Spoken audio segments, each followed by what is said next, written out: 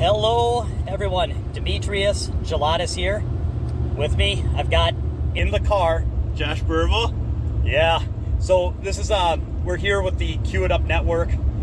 We are recording. This is a new thing for us. So if you hear a little background noise, it's because Josh and I we're road players. we're on the road. So we're coming back from the U.S. Open, and we thought we actually drove. And so we have a very long drive. So we thought this would be a good time while it's fresh and hot to kind of talk about our experience at the U.S. Open a little bit and go from there. Yep. I'm glad we didn't do this after I busted out. I've had a few days to settle down over it, so this is the perfect timing. Like that one when we were watching. Now I'm getting all out of order. I wasn't even to bring this up, but one of my favorite moments was when we were watching. Dennis Grabe was playing. Who do you remember? Who was Dennis Grabe playing that eliminated him when he just made the final 16? Chua. That's, okay, I thought that was him. So he was up 10-8, and Dennis Grabe misses a run out, like he blows a run out, and couldn't complete the rack. And then Chua runs out to go 10-9, runs out to get to the hill, and then at 10-10, Chua runs the table up to the 7 ball, and it looks like Dennis's miss at 10-8 is going to cost him the tournament. And then Chua runs up to the 7 ball, gets himself hopelessly out of line, and dogs the 7. And the 9's on the rail, so there's no way to get beyond the 9, and the 7 ball bounced all over the table. The cue ball was in the middle of the table, and the 7 ball rolled up and stopped behind the 8, where he had to kick. And then Dennis is just like, here he is on the hill. Dennis Graves on the hill, and he's got to kick at the 7 ball now, and he kicks and hits it, and looks like he's going to leave a real tough shot, but the cue ball trickles into the corner and scratches, and Chua taps him in. So Dennis missed 10-8, and then when his opponent missed back on the hill, he gets hooked beyond the lone 8 ball. So why did I bring that up? Because right as we're watching, Jason Shaw came up and watching alongside of us, and he was giddy, man. He's like, Jason gets as giddy as I do, and he's sitting there watching, and he's like, "Oh, did you see that? That's the only ball he could get behind." And he's just giddy, and finally, and I feel kind of bad. Like I'm not dogging Dennis Grabe at all. By the way, Dennis, if you ever hear this, like, great tournament, you're a hell of a player. But after Dennis Grabe lost, he sat down in a chair in the corner of the arena. He pulled his jacket over his head, and Jason's like, "Yeah, it'll be a few months before he gets that one off, before he walks that one off." So anyway, that was just a little flashback to that's how it feels when you go out of the tournament, right? God, that was brutal. I mean, that was just sick to watch, and all I felt was for Dennis, man. Like how devastating that was. Like he's from another country, right? He flew all the way over here to play, and it just shows how difficult the game is, man, and how heartbreaking it can be. And well, good job. So Dennis hears this. Good job, man. Final 16, and I'll tell you what, he's playing really, really good pool. So I'm actually looking forward to seeing. A couple of years ago I didn't know who he was, and so now I'm trying to like backpedal and say good things about it. Like, the fact is that he's really coming out of the scene, and it's going to be fun to watch over the next couple of years. Yeah, he's an incredible player. I know stuff like that is like, that's just a pit stop along the way to what he's about to do. So anyway, okay. I think I was one match away from him doing that to me. Oh yeah. I think if I would have won my second round, I think I would have played Dennis in the third round. That's cool. So yeah. Okay, so quick lineup today. We are going to be talking about a little bit of a recap, not just on how we did out there at the Open, but also just some funny stories that happened along the way. And then we also have a topic of conversation that has to do with kind of a trap that people can fall into that impacts their continued growth. I'm calling it side quests, diversions that people get kind of misrouted onto, and we're gonna have some fun with that. So, but first, I've always got to plug my boot camp, and I think this one's going to be fairly short. I just want to tickle it. I'm at Minnesota Pool Boot Camp, mnpoolbootcamp.com. I do 3-day training sessions. So for anybody, you don't have to be around my area because flights are cheap. You fly in, and I pick you up at the airport, bring you to my house, and we spend 3 days devoted to breaking down your game and putting together a plan that's going to get you where you want to go, and then executing on that, so that you leave we don't just plan it. We start training and we keep training and we train and train. You're a better player by the time you leave, and you have a clear path of where you want to go. But the one thing I want to say about that too, I was talking to actually a guy called me today, and it looks like we're going to be doing a boot camp soon. So thank you, and I'm looking forward to that. But it was interesting because we were talking about putting together a game plan, and that everyone has a budget of time and energy. And so the thought I wanted to share with everyone today about that was, there's things that could work and there's things that will work. And I guess it's one of those things I was thinking about with him. I'm like, when you have a plan where it's like, well, my plan is to go play sometimes when I feel like it, and then try real hard when I play. And if I do that for a while, hopefully I just win something. It's like, well, that plan could work. But I guess what was on my mind was like, there's things you can do that just will work. Like, well, if I get the right information and the right direction, and I work on the right things, enter the right number of competitions, spar with the right number of people for the right number of hours, then, like, I want to plan for somebody where it's like, if I do these things, there is no possible other outcome except for me getting where I want to go. And that's, to me, is a good game plan. Like, it's one of those things where, I want to take the mystery and the mysticism out of pool where it's like, oh, there's these winners and there's losers and there's people that somehow have it, and I don't know if I'm one of the people that has it or not. So I'm like, no, I want a game plan where it's like, yeah, if I do that, of course that's going to go. I'm going to get that. And then what I said to him is, I said, when you have a good game plan like that, the only disappointing thing is it takes some of the surprise out of, like, when you get to your goals.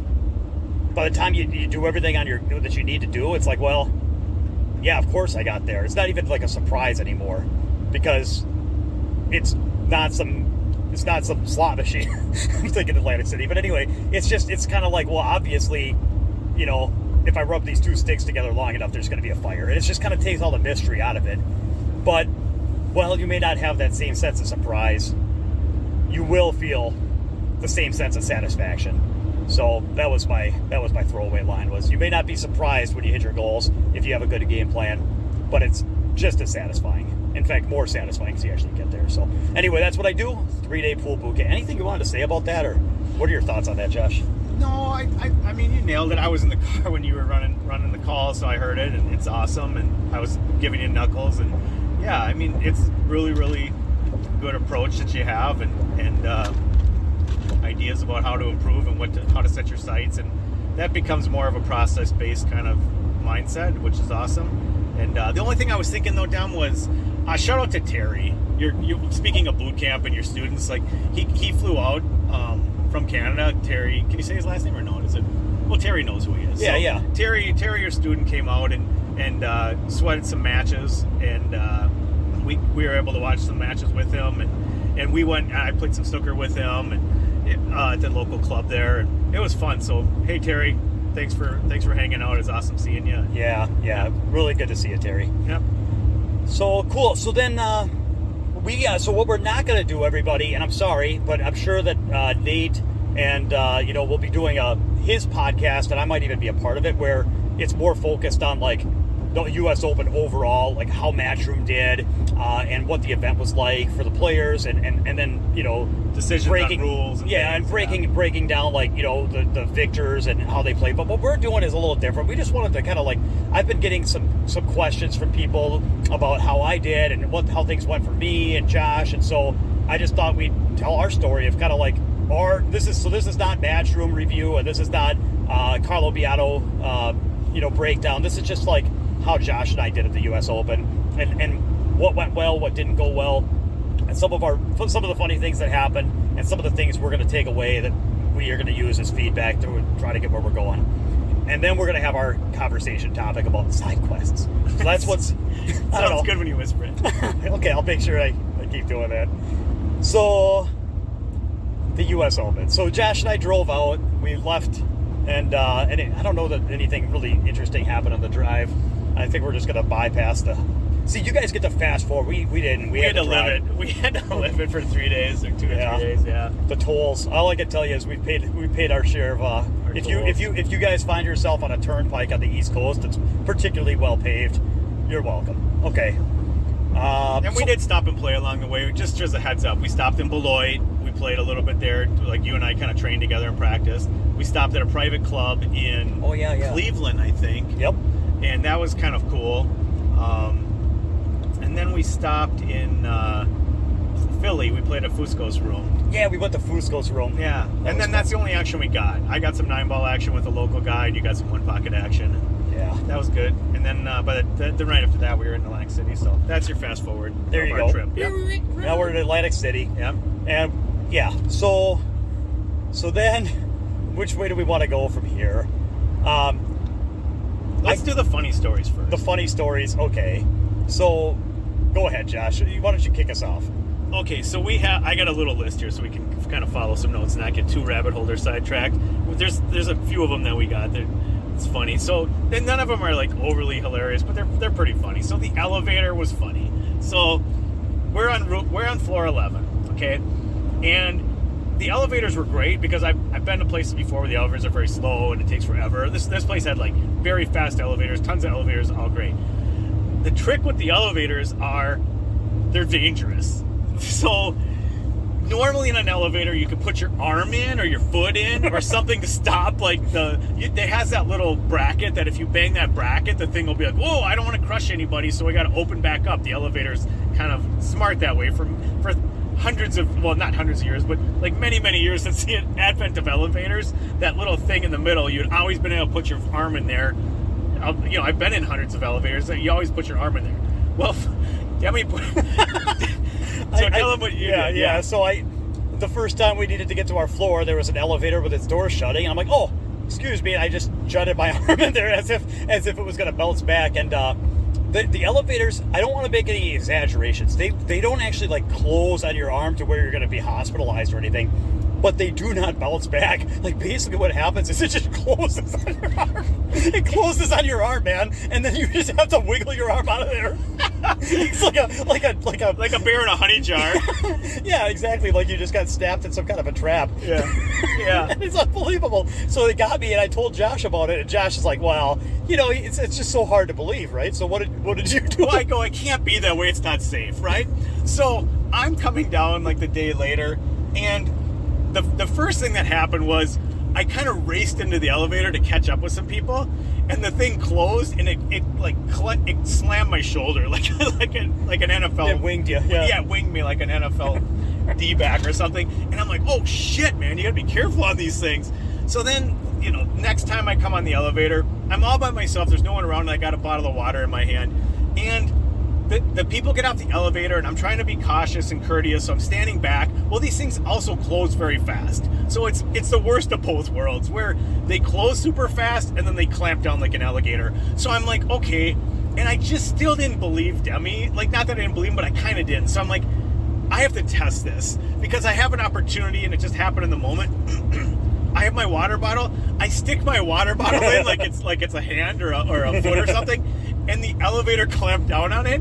It would not let go. So I literally was laughing, and I was holding the water bottle, and the elevator doors were clamped, and it wouldn't close. It wouldn't do anything. It just clamped, and it was stuck. So I literally had to grab both hands on the water bottle and like almost put my foot up against the door and like pop the water bottle out. And then I knew. Then I believed Demi. That was my proof. I finally saw it for myself. Yeah. So it's just funny, when you go to a tournament, it's like there's always things that you prepare for, but some of the traps, you always gotta have eyes in the back of your head, Josh. Yeah, that's right. When you're a road player. So yeah. And then this is public service announcement. If you're at Harrah's at the Atlantic City, careful in the elevators. That's right. So just wait for the next one. Yeah. Yeah, it's not worth it. Okay. All right. So next up on the list, the trap table.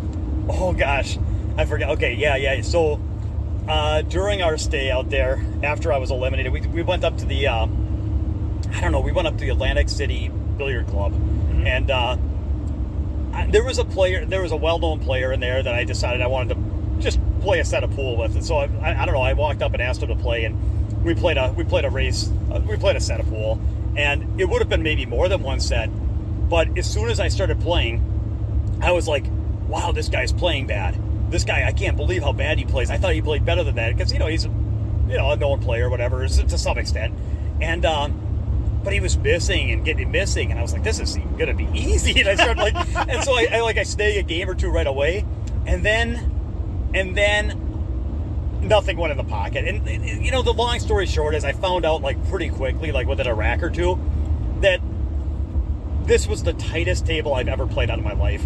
Like I've played on plenty. Like we have a table in Minneapolis that's like really, really, really, really trappy, like 4-inch pockets with deep shelves, and like like at least 4-inch pockets with tight shelves, and it's very, very, very challenging. This table at the biggest was 3 7/8 inch, and beyond that, the rails were a little gaffy, the cut of the pocket was gaffy, and the cue ball and the ball set. I mean,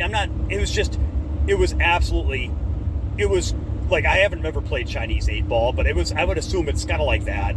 And I didn't know that when I asked this guy to play. So here I am playing this player and playing, we're not playing for fun, right?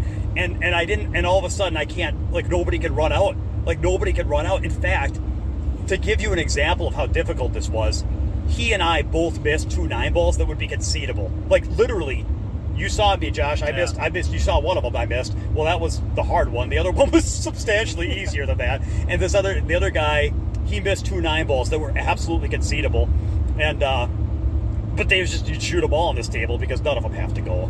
And so it was this absurd situation where nobody could run out, and then all the rules, like all the strategies change.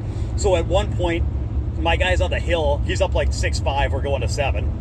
And at 4-4, by the way, I just asked him if he wanted to call the thing off. I'm like, man, I didn't know what I was getting into. I'm like, this is stupid. Like we could just quit and call this set off. Like, and I told him, I said, you know what? I'm not playing a second set. Like, even if you beat me, I'm quitting because I don't want to play on this. So, like, I don't want you to think I'm firing my toothpick at your lumberyard here. But like, this isn't what I signed up for. I'm not having any fun. Like, this isn't pool. And he's like, of course he thinks he's stealing from me. So he's like, nah, we're gonna play it out. So anyway, he's up 6-5, and the 2-9 combo was like almost dead, and he played a safety on the 1, and I looked at the 2-9 and I looked at the 1 ball, and I can kick and hit the 1 100% of the time, like absolutely an easy kick, but I didn't know for sure I could get safe, and the last thing I wanted to do was leave him a shot where he could make the 1 on the 2-9, because there's zero chance he could run the table on this table. So I looked at it and I'm just like, nah, and I just took an intentional foul and shoved the 2 to the middle of the end rail, and gave up ball in hand.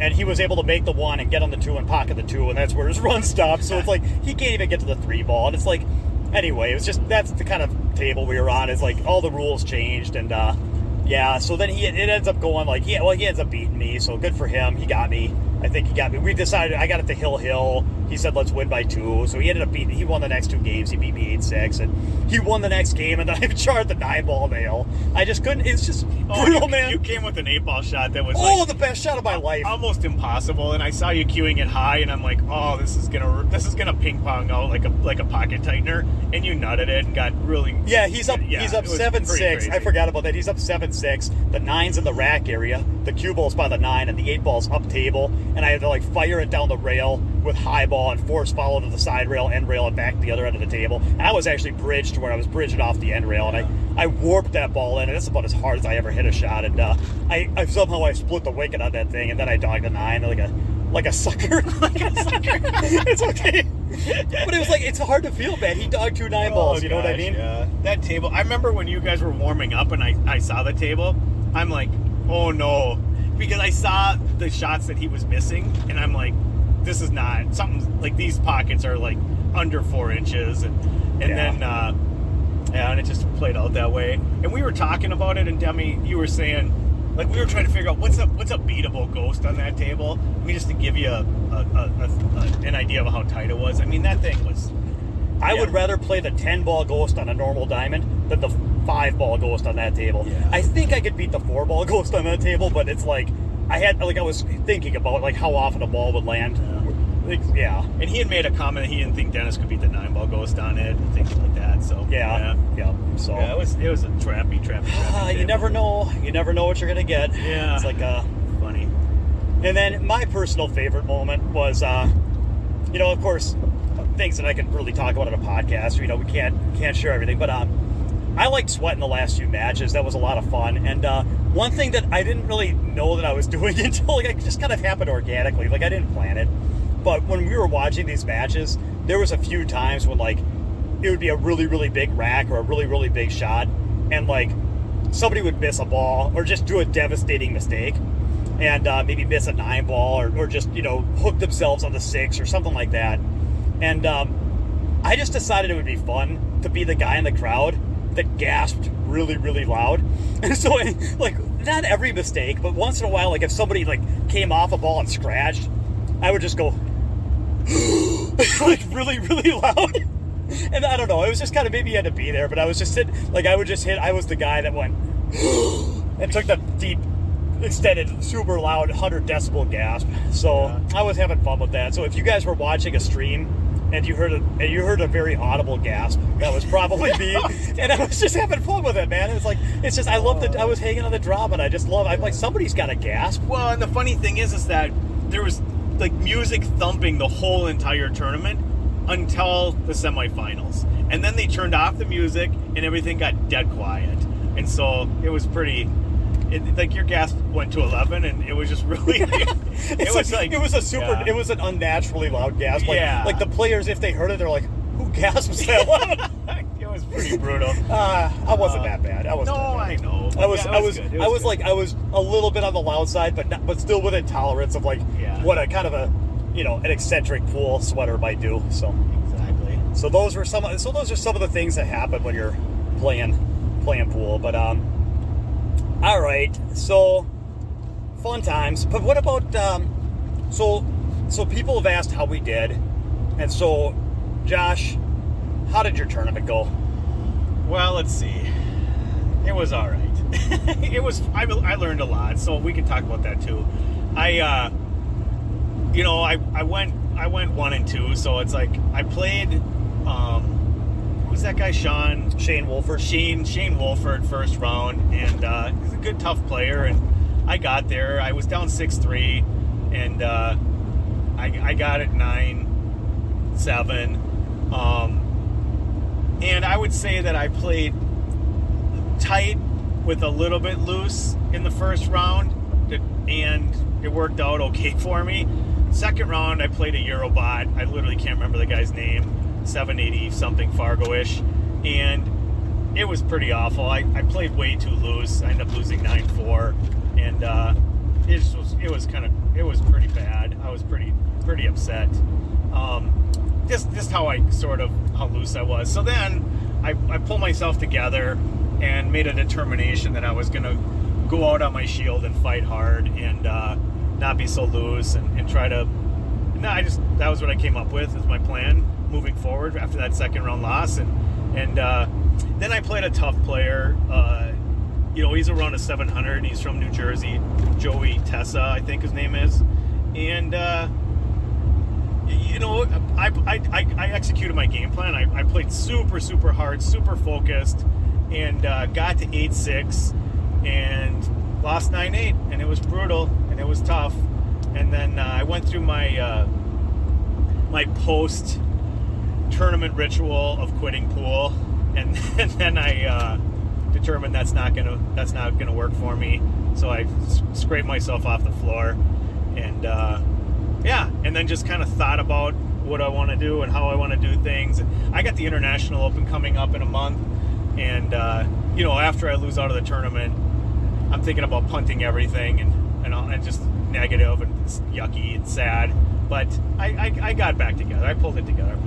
So yeah, everything's good. The periods of quitting pool after a loss have gotten substantially shorter and shorter and shorter as you've competed more, to where it's like now you quit pool for about 5 minutes at most. Oftentimes you quit pool for like 20 seconds. Yeah. But it's like there's not an actual gap of like years or months. Yeah. It's like it's worked its way down to where now you quit pool for like 3 minutes and you're okay. Yeah, exactly. So it's good. Yeah. So I'm just kind of being silly about it and just being transparent and honest about how I am, man.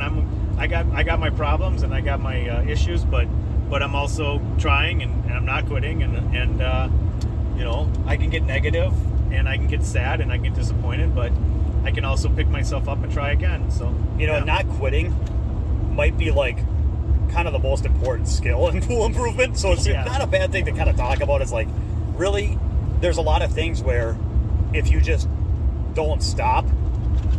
And what is like the Dory and the Finding Nemo, just keep swimming or whatever. I mean, if you ever want to find Nemo, you have to keep swimming. Yeah. So that's it. Yeah.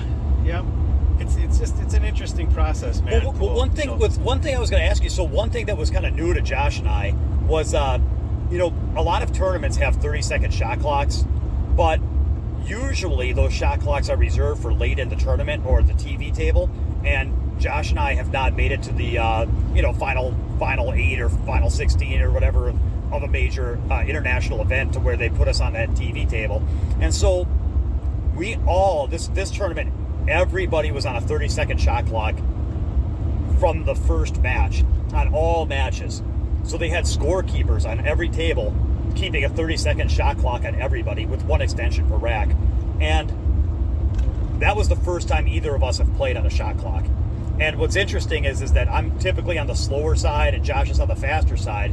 But and when we practiced in Beloit, when we were warming up, we practiced with the shot clock, and it seemed like it wasn't really an issue for either of us. But that seemed like it might have changed a little bit once the match started. How did that go? Did that make an impact on you? Oh yeah, it was awful. I mean, it was awful. I just wasn't ready for it, and it specifically hit me in a really awful way. And I need to set and reset, and I have a lot of negative thoughts going, and I need to reset. And if I can't reset those thoughts, then I'm kind of screwed. And and there's probably other people that would say, well, it affected me too, and all that stuff. So that's totally fine. It's just my experience was it was awful. I mean, it just was really, really tough to fade, and it just didn't fit with me well. And now that I've done it once, I probably could like readjust and hulk out and practice with it more and try to think my way through it and build a new rhythm and all that. But under those conditions and the way it was going and how things worked out and everything, it just didn't work for me. It was better in the third set, but in the first set it was a challenge. In the second set it was a disaster, and in the third set I was a little bit more used to it. And my opinion is like I liked the way I played the third set, and I was okay with the shot clock, even if I was a little rushed at times. But it definitely is. You don't get a lot of shells out there, and it just kind of it was a big one. And I literally forgot about that when I was just giving my recap. But I'm not trying to make excuses either. It's like, hey man, it's tough on everybody. Everyone has to shoot the shot clock. I get it. It's just for me in particular, it was awful. So yeah. Yeah, and I think I can maybe come back to that after I tell my little saga, because there's a couple things I wanted to dig in on that. But my tournament, it's weird. I feel good in terms of how I executed my game plan. Results, I will tell you, I could have made a deep run the way I was playing, and I could have gone 2-0 the way I was playing. So the results are just kind of like, I look at the way the sets played out, and I'm like, there's a few things that didn't have to go that way, good and bad. Like I didn't have to win the matches I won, and I didn't have to lose one of the matches I lost. But it's just cool, man. It's like sometimes somebody wins, somebody loses. So I got to play Jeremy Jones first round, and that was pretty cool. I was excited to get to play him because, he and I have a lot in common. We both, anyway. So we started playing, and it's race to 9. And Jeremy has not been competing a ton. He's been doing a lot of lessons and commentary, and I know he's, but anyway. And we're both on the shot clock, and we're both first round. And first round is really, really hard for everybody. So for those that haven't gone to a pro event, there's a lot of patchy sets in the first round. That's it. There's just a lot of patchy sets. We haven't settled in. We haven't gotten any momentum or rhythm. And I really, really, really struggled with the shot clock. And that was a huge issue for me. And we'll get into why. It's like, it's not about how much time you have to shoot. It's more about other things, which we can get into. But so I struggled with the shot clock. And it's like, there's a bunch of things, man. You've got the shot clock is one thing. You've got the pressure is another thing. And then the third thing is how difficult the game is to play. And, just having to run through those tables and make, a couple of shots and, get adjusting to the new slidey equipment and, kind of getting a feel for the table. And then last of all is your opponent. which they get to play back, and they're very, very tough to beat. So it's like you're up against the clock, the pressure, the game, and your opponent, and it was a lot. And I was down 6-3, and then, you know, I fortunately for me, I mean, I'm not real happy that Jeremy lost or, you know, made a couple mistakes, but he kind of gave me the opportunities I needed to get it tied up at 7. And then, one thing that kind of funny happened at the end is I got up 8-7, going to 9. And then I ended up having, I played a safety, and he kicked and hit a ball, and he left me a 6-ball run. So I've got a 6-ball run where I'm up 8-7 to close out the set. And there was a weird thing that came up with the scorekeeper. And long story short, they had to switch scorekeepers on us. So the person that was kind of like almost reffing our match had to get swapped out. And so here I am, I'm up 8-7. I've got a 6-ball run for the win. I've got an easy shot on the first shot. And they said, hold on, we got to switch scorekeepers. And I had like I don't know if it was 5 or 10 minutes, but it was a substantial like pause in the action where I kind of sat in my chair for like 8 or 9 minutes waiting to be told I could go ahead and run these 6 balls. And the longer I sat there, I'm just staring at this run, like trying to be like, it was just like the ultimate ice job. I mean, the run just got harder and harder, and all I'm seeing is like more and more ways that can I run these balls out, and I need to run these balls out, and I mean, I can run those balls out, I think, and it was a weird spot, man. I've just never, it's just one of those things, like, it's like when you're a pool player, you just find yourself in interesting spots that you never really expect to be in, and I've just, you know, I've played a lot of matches, and I've never been like iced on the hill where I've had to wait 10 minutes staring at a 6-ball run, and then somebody comes back and start the clock. And it's like, okay, that was kind of funny. Yeah. But anyway, I got away with it. I actually got a little lucky that run. I misplayed my cue ball. It doesn't matter. I got through it, so that was cool. And then the second round, I played Waleed. I don't remember his last name, but from Qatar, and he's a good player. I mean, we're similar rating. He might have me by a few Fargo points, but that one, I felt good about the way I closed it out. It was 7-7. He came up dry in the break, and I ran out 2 racks, so that felt good. It always feels good to close out on the hill. And then I lost my next 2 sets. I played, my third round was Ralph Souquet, who has, you know, always been one of my favorite players, and he performed phenomenally. He didn't run on as many racks for the break as I maybe expected him to. He was either coming up dry or getting hooked or having to play a safety. Like he wasn't raining packages on me. But what was interesting is him and my next opponent in the next 2 sets, with Ralph and my next opponent, who was Conrad, between both opponents I played, only 1 ball was missed by my opponents in 2 sets to 11. At this point, we're racing to 11. And they both played like phenomenal sets. And Ralph played a phenomenal set. And the only thing he did wrong was like, there was a couple safeties that leaked out, and that was kind of what kept me alive. And so he had me like 8-4, and then I got it to like 8-6. Then he got me to 10-6, and I got it to 10-8, and then I choked. And I just choked, and I missed a shot, and closed me out 11-8. And now I get to spend the rest of my life wondering if I'd won that rack to get to 9-10, if I could have maybe come with something and stole that set from Ralph and made a good run in the U.S. Open. But instead, I'm on the B side playing a much softer opponent in Conrad from Poland, and I can't pronounce his name, Conrad J. And by softer, you mean not softer. And by, I mean much. It's like, I was sitting there, I'm like, well, Ralph literally only missed 1 ball against me. I was up 10-8, and he finally missed a tough 1 ball. And I'm like, the guy played a really, really good set on me, and I'm like, well, it can't get any tougher than that.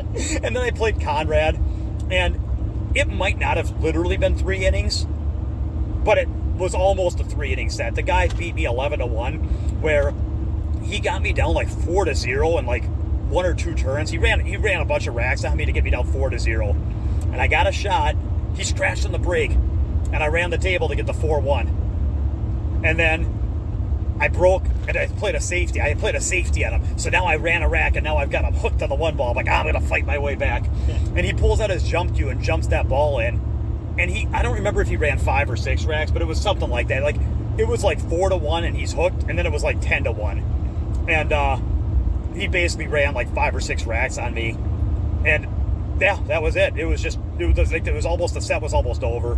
And then finally at 10-1, he finally hooked himself and jumped and missed and didn't leave me a shot. I tried to cross bank a ball 2-way, and it ended up hanging up, and he ran out. So I got beat 11-1 in like 3 or 4 innings, where, yeah, it was just very, very fast. And the funny part about his runs is like each one got tougher and tougher and tougher. Yeah. And it was Josh, have It you was ever seen anything incredible. like that? No, it was incredible. I mean, he's just, the shots that he made was very, very eye-opening. He shot difficult shots very hard with multiple rail shape, like hangers. And he was dead dialed in the zone. Like that, there's no two ways around it. You just, it's not like, oh, go ahead and shoot those shots all day and we'll bet on it. Not at all. I mean, the guy literally is a great player, and he just shoots very dynamic shots in hard and smooth. I mean, that was really, really impressive, like super impressive. And the runouts got tougher and tougher and tougher, and he kept doing it and jumping in balls and running out and back cutting 3-rail shape from distance. And how many balls he had a run where he had to splice 3 different shots past the side pocket up the rail, and he just kept it was almost like he had balls on the side rail where he had to play the 4-ball past the side up in the corner and smooth his cue ball around to shoot another ball past the side up in the corner, and then thin cutting balls and just up the rail, and it was just everything. Yeah, it was like a video game, and he was it was funny to watch. He was just running around the table with a smile on his face, laughing as he shot everything in the hole. Yeah. And it's tough action. So what I learned is that it's never fun to lose, because if you lose a close set, then you wonder, you feel man, I almost had that. But when you lose a blowout set, then it's I got blown out. And so there's really, and if you lose when you play bad, then you're oh man, I played bad, I gave that one away. And if you lose when you play good, then you're my good game isn't enough. And so it's there's really no way to lose out of the tournament and not kind of feel like your pet died or something. It's not the funnest, but no. So overall, though, what I'm happy with is that I felt I definitely choked a few times, and I definitely had patches where the pressure would get to me, and I'd kind of yip a shot, or I had a couple blown shots due to pressure. But overall, I felt pretty composed, and it got better as the tournament went on, and I closed out my first 2 matches, and I responded pretty well to the adversity I faced. So I felt like I handled the pressure pretty well. I felt like I played pretty well, and then I managed to I ran a few tables from the break that when I needed to, and so I knew going out there the break was a big thing, and I was pretty hung up on generating opportunities. I generated pretty good opportunities off my break. Some of the things I've been practicing came up, and I was able to do them, so I felt good about everything. I just that same performance, Jeremy Jones could have just closed me out in the first set, or that guy that Waleed, he could have he could have run the last 2 racks instead of dry breaking. So it's I feel I could have made it further. I could have came shorter. Results are very, very, very turbulent, but as it is, I felt pretty good. And then I wanted to talk about that time clock, because that was definitely, I got better with the time clock every set. But I think the thing I learned about the time clock is that it's not about the time. It's not the time. It's the pressure and the emotion of the situation. And so people could say, oh, well, 30 seconds is plenty of time to shoot a shot. What's the problem? But the problem is when it creates a sense of panic, because when you're playing pool under pressure, it's already hard to stay calm and relaxed. And when you have a clock that's ticking and people calling 10 seconds, and you know that you're coming short on time sometimes, and you have to get the shot off, it just, that you can't, if you want to stand up and regroup. I remember playing Jeremy, I missed a couple shots. I remember 2 shots I missed where normally I would have reset on the ball, but I just felt like I couldn't get off the shot. And what do you think? I mean, so my thing is that I don't think it's about the time. I think it's about trying to keep an emotional calm inside of that time pressure. Yep. And the thing I learned by watching the time clock and watching players on the clock after I got knocked out, which was a little late, but whatever, is that there's a way to handle the clock and the way to handle your timeout, or your extension rather. And I guess I didn't really know until after I'd watched. It's I was always worried about burning my extension. And the thing that I saw is that as soon as there was something where a person was going to be up against it and they weren't ready, they just take their extension, because it was you're only going to get this one opportunity in this rack, or maybe several racks if you're unlucky with how it turns out. So you have to, you got to use your extension when you have it, and you got to reset. And I didn't really know that. I mean, I rushed myself on critical shots and critical points in matches, and And and then when you do that and you miss, and it's like a shot that I feel like under normal circumstances I could reset and come with, then it's like I'm kind of like flustered more, and it's just everything feels even more rushed and more screwed up. So some of it's just understanding that the way I saw everyone else that had been on the clock before, they just took their extension. No one was really saving their extensions. They just took it if they needed it. So I learned this along the way, is that if I had, because here's where the fear comes in. You're afraid that if you take your extension, then at some point later in the rack, you're going to be the spot where you have a tough 9-ball, and you're not going to have time to take a deep breath and really get off the shot and make sure you make it. So there's this fear that you're going to have a tricky spot come up, you're not going to have your extension, and you're going to choke on the 9-ball, or that you're going to hook yourself on the 8 or something or leave yourself a tough 9-ball and miss it. And so it's like, because of that fear, there's like a natural real reluctance to take your extension.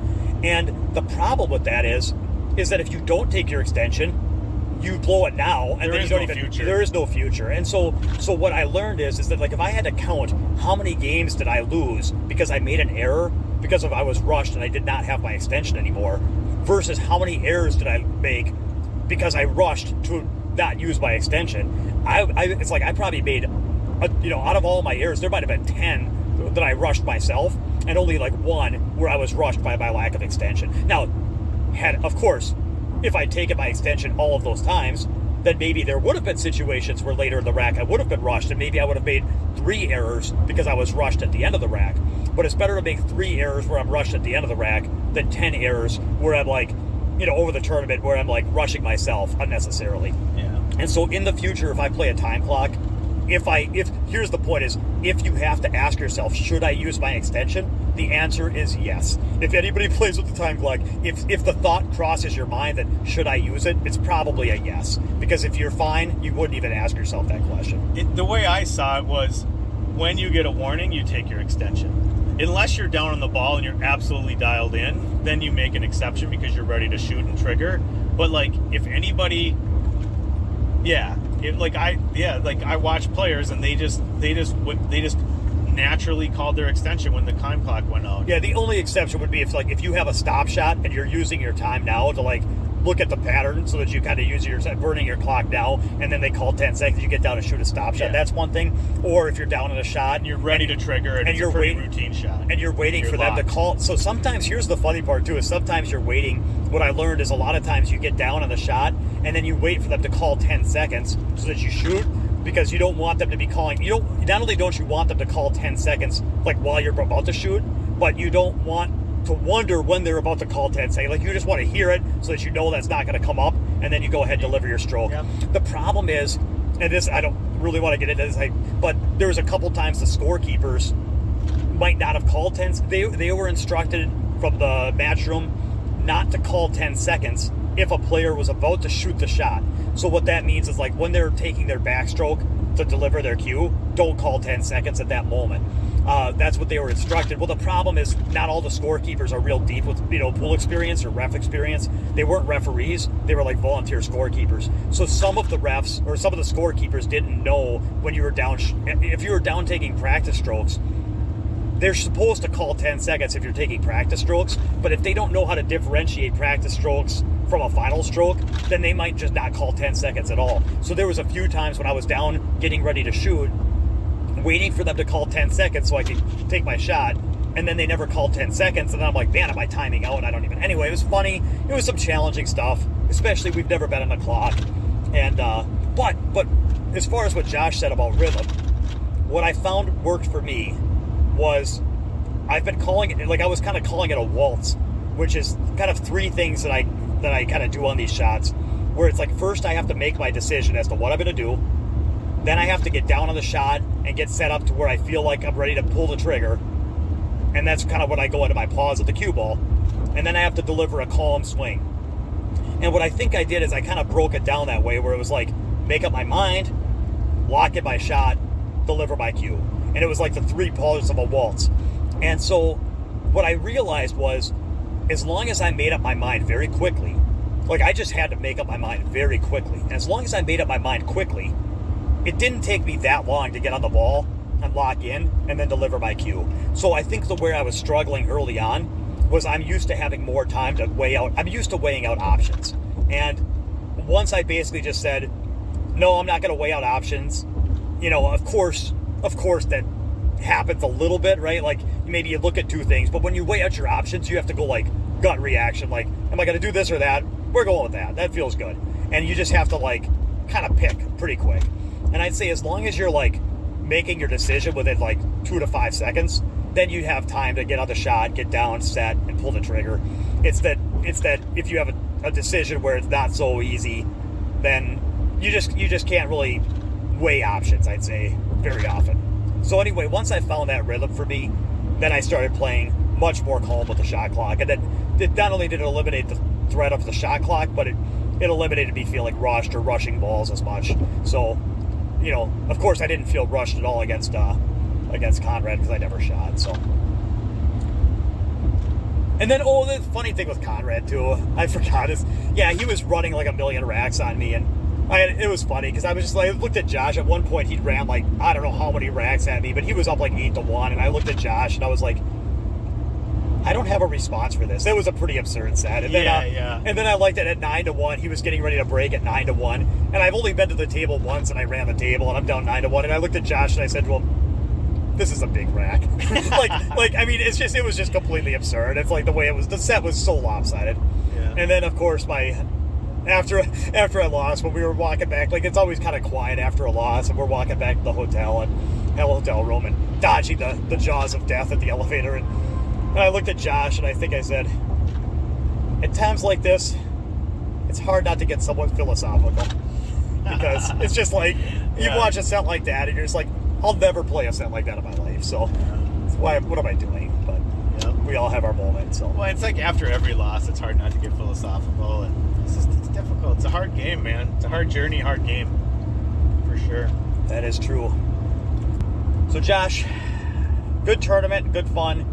What are your takeaways for the practice table and what you're going to work on between now and next tournament? Yeah, that's good, Dem, because I do have one coming up, like I mentioned, in a month at the International Open. So I learned a couple things, right? So after I thought about what I can get from my diamond table and my cues, and how much what I can recoup back from my investment on all that time. So once I thought about pulling my listing from eBay, I thought, well, what did I learn? So here's the thing, so golfing, I grew up golfing and playing golf and working on handicap and kind of getting my handicap down and playing tournaments and seeing how I performed in tournaments versus practice and all that stuff. And I've kind of lost track of that because I haven't golfed. I'm 48 years old. I haven't golfed in many years since kids and things and family. I kind of gave up golf and just kind of took whatever time I had and kind of put it towards pool. So the one thing that kind of got me off tilt a little bit was I was thinking about Fargo rate as it would like be analogous to a golf handicap, and I thought about it and I thought, if I look at my Fargo rate performance for the tournament, I thought it was pretty close to like shooting my handicap scope, like like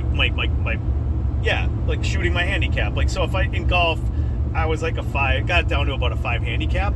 And so on a 70, it kind of depends on slope and things, but let's just say it's like mid to high 70s. So if I went to a tournament and I could shoot my golf handicap, I'd be really happy, because there's a ton of pressure, and I've seen like literally dozens, if not hundreds of people not be able to shoot their handicap under pressure.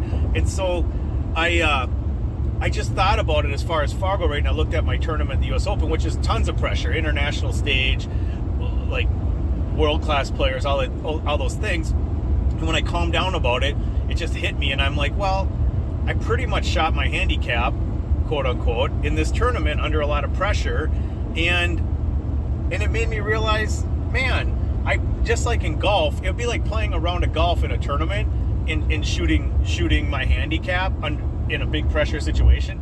But the thing is it's like, yeah, I might have hit in the trap, I might have hit it in the water, I might have jacked one out of bounds. It's like I had a bunch of errors and mistakes, but when all the smoke cleared, I kind of shot my handicap, which is not bad in a big tournament like that. And so I don't know, that's kind of my first takeaway was, and I wanted to let other, like, kind of share that with people and say, hey, I don't think it's okay to be completely wrapped up in Fargo, or if you're a golfer to be wrapped up in your handicap and all that. But if you look at it in a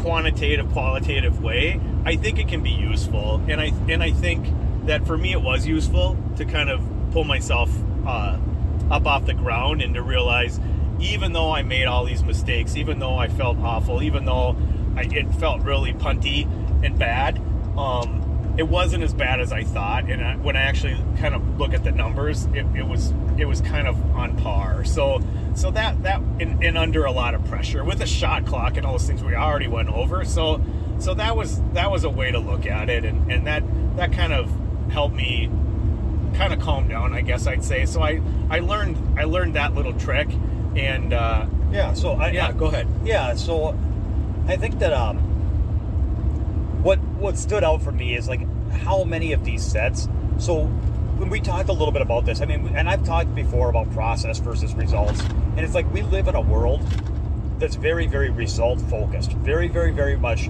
Did you win or lose? Who'd you beat? Did you cash? Any scalps? How deep was your run? Did you get there? Did you make? Are you the hero or are you the goat? Are you the guy that ran out on the hill or are you the guy that dogged it? Like, which one defines you and which one? But it's like, the funny part about that is like, it's just not the optimal way to think about it, because when you're playing, there's all, I mean, it's just a process. It's just not optimal to like be so result focused. And there's a balance, like you have to be results driven, but so often you can turn in a great performance and not get there, and you can turn in a poor performance and get there. And then, like I use my example with Jeremy Jones. Like Jeremy Jones had me down 6-3.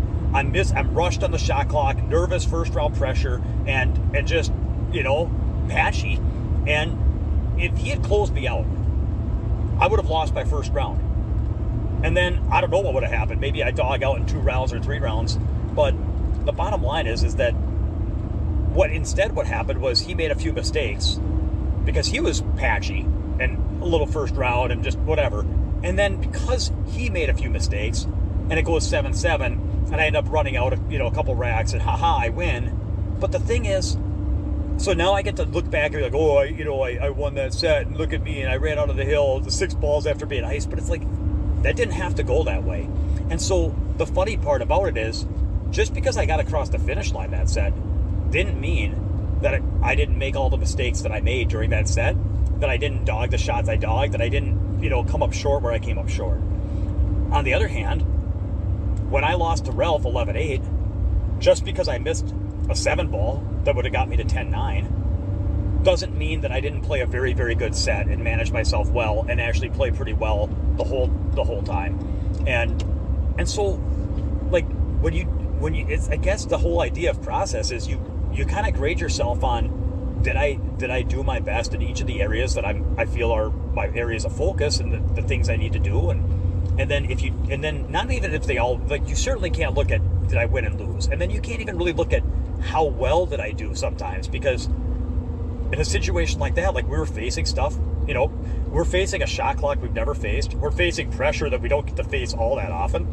And it's, more often, it's every couple months more than every couple hours. It's just a tough spot. And so if you get up there and you do your best, then, I don't really know. It's like, I just don't really see any reason to be hard on yourself, even if you didn't shoot your Fargo rate. Like, I guess that would be my question, Josh. We didn't really talk about that. But, like, suppose you'd underperformed your Fargo rate, but you were trying your best in each area, and that was just how you played. I mean, I guess at what point, like, when do you ever look at it and say, well, now I should be upset with myself? Like, when is there a time you should be upset with yourself? Because I have an answer, but what's your answer to that? That's a good one, man. Yeah, it's hard not to get upset with yourself because we're human beings, right? And so, am I a human being? Yes. Do I get upset with myself? Yes. Do I get disappointed and sad because I don't get what I want? Like, yeah, for sure. And I think my answer is, well, my process is to be upset and then to find a way out of that without. Because if I sit there and say I'm going to go out and I'm going to have some plan where I don't get upset with myself if I lose or if I underperform or if I whatever, it's like that's just not going to work for me. So my answer is I'm always going to get upset, and so my answer is also I'm not like okay. The thing that I'm not going to do is pound my cue, slam the table, slow concessions. Like I'm not going to tisk roll my eyes and this is ridiculous and all that stuff. Because I don't. That's like, so those are the areas where I think, well, I'm not going to get like that. But if I'm disappointed and I underperform and I make if I choke or if I like in the second set I just like kind of punted the opportunity and it's upsetting, man. But I guess my process is to be upset and then find a way to sort of make sense of it and move forward. Okay, so that's my thing. So specifically, like right now, what you use to kind of not talk yourself off a ledge, but what you use to kind of like, okay, so you lose, you're kind of disappointed and unhappy with your, unhappy and like not real feeling, you're feeling upset.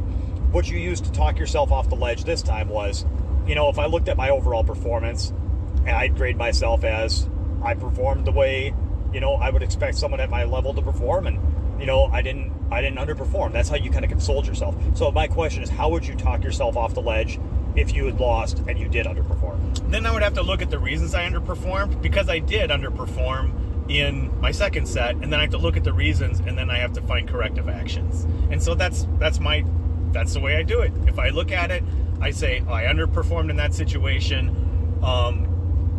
Can I do better the next time, and can I learn from that, and can I make the changes necessary to try to not ensure that never happens, because I'm going to underperform from now until the time I'm done playing, but I want to learn from those bad performances. That's all. So I would just evaluate where I underperformed and like add those corrections to my game plan. Yeah, I think that's really good, because I think that there's a big difference between saying I'm going to look at those mistakes and then I'm going to find a way to make sure they never happen again, because it's like, no, and I'm going to get to that with in a second, because it will happen again. But what you can do is say, at least what can I do to where sometimes those things don't happen again.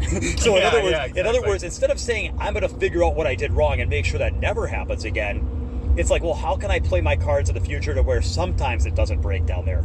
And I think that's a big difference, is that instead of looking at it to where, and I'll give you an example for me, is that I had, it was very funny, Josh, because I missed a 7-ball on Ralph at 10-8.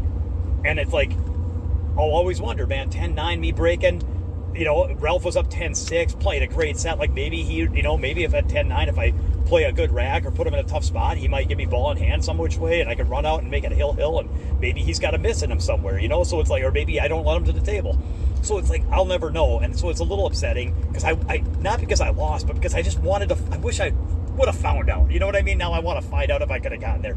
And then I think back to, and it was very funny, because then I thought back to that last tournament where I lost to Jeremy Sosi on the hill, where he led me back in the set, and then I missed a 2-ball on the hill, and he ran out. And that would have gotten me in the final four, tied for third in that thing. And man, it would have been cool. And it's like, so I thought about that. And I thought about the 7-ball I missed against Ralph. And I remember thinking, man, how come I can never just like close out a set? And then I started laughing, because I'm like, I literally closed out 2 sets, and like just now. And then like the last tournament, I remember I had like a hill that I ran out against a good player. And when I was playing that other guy where I was up like 9-8, and I ended up running out the last 2 racks. So it's like, I close out sets all the time, but it's so hard when you're just take a loss and you're feeling down. It's just so hard to have any perspective. And so my point is just that, like, there's going to be closeouts and there's going to be dogs, and that's it. And especially the one thought that was on my mind was just a vast number of players that were missing balls under pressure. I mean, international champions that I'm watching just miss 9s and meltdown. It's so common. One, I asked a top U.S. player, I'm going to leave it at that, and I saw him at the tournament. I said, how did you do it? He says, oh, I'm out. I'm like, oh, really? He's like, yeah. He's like, you wouldn't believe it. He says, I was hill with this guy, and I had this easy 8-ball, and I choked. I died the 8-ball, and my opponent makes it and misses the 9 and leaves me the easy 9. And I dogged that one too. He dogged it twice on the hill, right? And I looked at him, I'm like, hey man, it happens. And he's like, it happens? It happens? You miss an 8 and a 9 on the hill? That happens? That doesn't happen. And he was just like, it was very, very funny. Like, anyway, it's just one of those things. So my point is everyone dogs it. And going back to my main point, like, there's times I dog it, there's times I don't. There's times I underperform, there's times I overperform. And in the end, and a lot of it's out of my control. Like, a lot of it comes down to whether my opponent takes advantage or not. Like, every set I won, my opponent could have Conraded me and just beat me 11-1 in 3 innings. Every set that I've ever won in pool counted on them not doing that to me. And so, just because sometimes somebody plays a great set and beats me, like, yeah, I dogged it to Ralph, but if he hadn't played a phenomenal set of pool, I would have beat him maybe if he hadn't played as good as he played. And then I'd have some hero stories. So why would I feel any worse about my performance might be good enough to get there with Ralph. If I'd played exactly how I played, it might have gotten there 3 out of 10 sets or 4 out of 10 sets with the guy. So, like, just because he turned in, like, the high end of his range and beat me, like, why should I feel bad about my performance? I don't know. It just, to me, I guess I just feel like there's what you do and your practice, and then there's how it plays out. And so, for me, I guess I think the answer to that question I said, which is, what do you tell yourself when you're upset? Or when do you get upset? It's like, well, I look at it like, did I not do my job? And what is my job? It's like, well, did I prepare? Did I put in the practice coming into the tournament? Did I spend the time, like, mentally preparing, physically preparing, trying to think about the challenges I was going to be up against, like the shot clock on the break template? Like, I knew it was one on the spot with the break template, and there was going to be a lot of racks run. I knew we were going to be a shot clock. So what do? We practiced our break with a one on the spot, and I practiced with a shot clock, and I hit a bunch of balls. And it's like, so I did my preparation. I tried to prepare for the situations I would be in, and then I fought to the best of my ability. And that's all I can do. And then sometimes it's going to work, and I'm going to play good. Sometimes it's not going to work, or I'm going to play bad. But, like, I guess I just kind of judge myself more on, like, did I do the things that I'm supposed to do? Because kind of like what I go back to with that whole, if you have a good plan, it's going to work. Like, I feel like as long as I'm sticking to a plan that will work and take me where I want to go, then I don't have to really get too high and low about whether or not, this set went my way or not. I just look at more, am I on the road that I committed to being on that's going to take me where I want to go? And I'm not saying, like, oh, you shouldn't be upset. If you look at it with the right perspective, you shouldn't have emotion. Like, no, you have emotions after a loss, of course. But for me, like, I hold my wins pretty lightly, and I don't hold on to them too tightly, because I take it with a grain of salt that things had to go my way. And I guess I kind of shrug off the losses for the same reason. Better than I used to, anyway. Better than I used to. Does that make sense? Yeah. Yep. I think that does. I was thinking there's another thing I was thinking as far as one of the reasons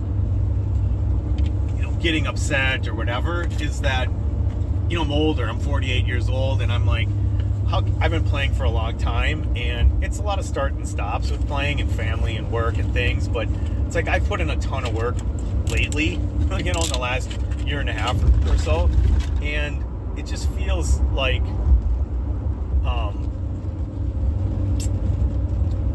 how can I be learning? Like, how can that always be my answer? And these are just feelings. Like, and I'm kind of laughing and saying, well, it's because that's the answer. But it's like, I think that's it. It's like, I did learn a ton, and so what I'd say is I did learn a ton, and that's awesome, and that's one of the reasons why I went out there, if not the whole reason, is to keep learning and keep playing. It's just funny to be 48 years old and been played so long and to be learning. And I guess the reason why, if I was to break that down in my head and say, well, instead of being negative about that, be positive, it's like, well, I haven't been playing a ton of pro tournaments, so it makes sense that there is a ton to learn because, because I'm out there doing things that I haven't done a lot of, and I'm just trying. So that was one thing I wanted to share. And then, all right, so then my last takeaway on it, real quick, was David Alcade.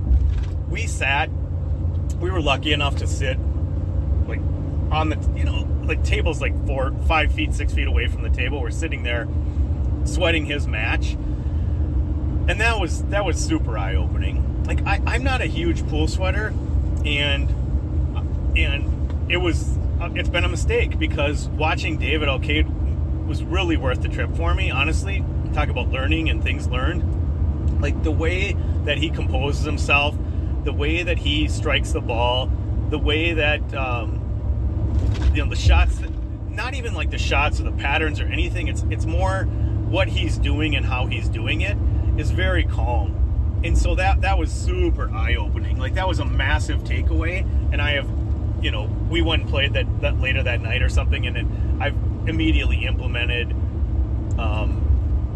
ways to be more calm in my game. And then when I played snooker with Terry, I was working on the same thing, and some of it's kind of a pre-shot thing or a whatever you want to call it, but it's definitely it was a huge takeaway. That guy's an awesome player, and everyone's awesome, right? All these 780, 800, low 800, all these guys are killers.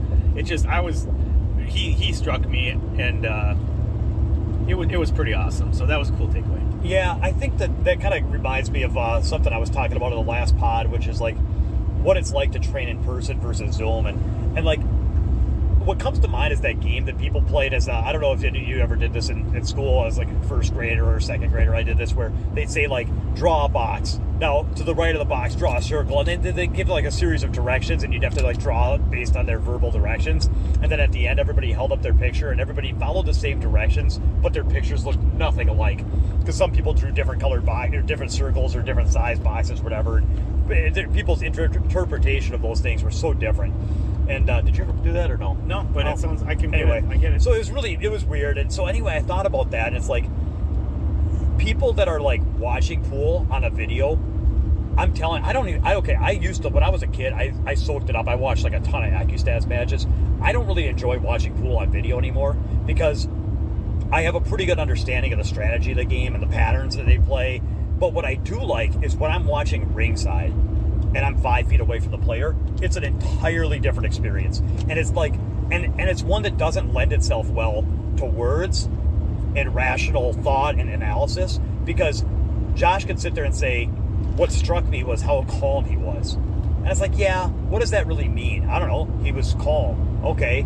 But like, that's not powerful. But when you sit there and watch a guy handle more pressure than you've faced before in your life, and just meet it head on and meet the adversity head on, and just be like, so, you're like, you could feel what he's feeling. When you're watching on a video, you're just kind of watching people, you're watching a movie of people shooting balls in. But when you're there live, it's like you can feel what they're thinking and how they're breathing. You could see, you could hear when they take breaths and how they you could really see their pace and how what they're doing in the chair, and all of that. Like I said, I can't find words for it, but all of it builds up to like an experience that's much more much more personal. And you feel how you would feel in that situation, because we watched that match from the leg on, and so we know the whole dynamic and the ebb and flow and how the rolls are going and what's happening and what a person has to come with and what adversity they're facing and what adversity you would be facing if you were in that match. It's very intimate when you're that close, and it's impossible to catch that through video, and it's impossible to catch that as much through the stands. But when we were 5 feet away from it, that was a like, it wasn't life changing for me, but it was game changing, and it was very, very, very critical.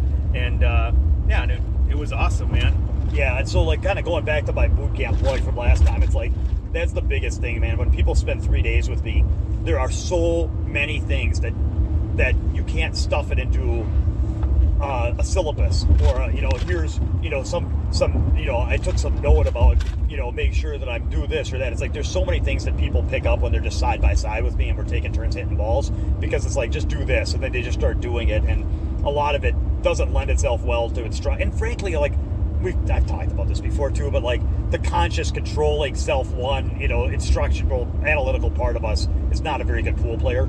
So to think that we're just going to learn by understanding analytically and rationally all the steps that go into a great pool game and then forcing ourselves to duplicate them, to think that that's the path to great pool, it's kind of absurd. Like that's not how anybody gets great. Like people get great by playing great players and sponging and osmosis and mirroring and like just competing and getting there, so anyway, that's what I think is important. And yeah, I was inspired. I thought that was the most fun I had in that tournament, was watching that set with. So good shooting, David Alcade.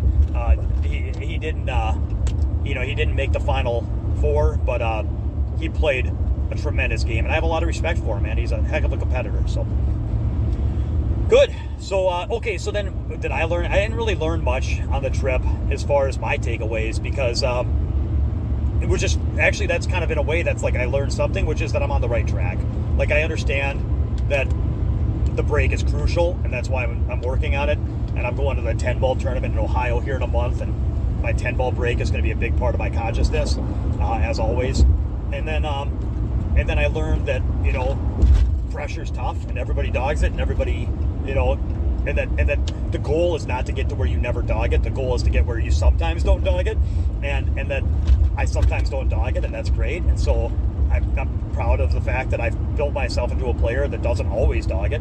And then I'm happy with, I've been kind of, working on some things, and it's showing up in my game, and I feel pretty good about how I'm hitting them. And then I've got a chance to see better players and how good they can play, and it's inspiring to want to keep going. So in terms of like what my focus is on my own personal development, not really a lot different, other than just re-inspiring to know that the work I'm doing is helpful, and it can help win me, sets that I might not have won in the past, and that there's more work to be done, because had I been able to run a couple more racks off the break during my set with Ralph, maybe I could make it go the other way, and maybe that's, I'm only one better break and one better shot away from getting even further next time. So, well, potentially, depending on how things play out. So anyway, just seeing that I've gone far enough to get some ways, and that it's not out of my reach to get a little further. So it's exciting.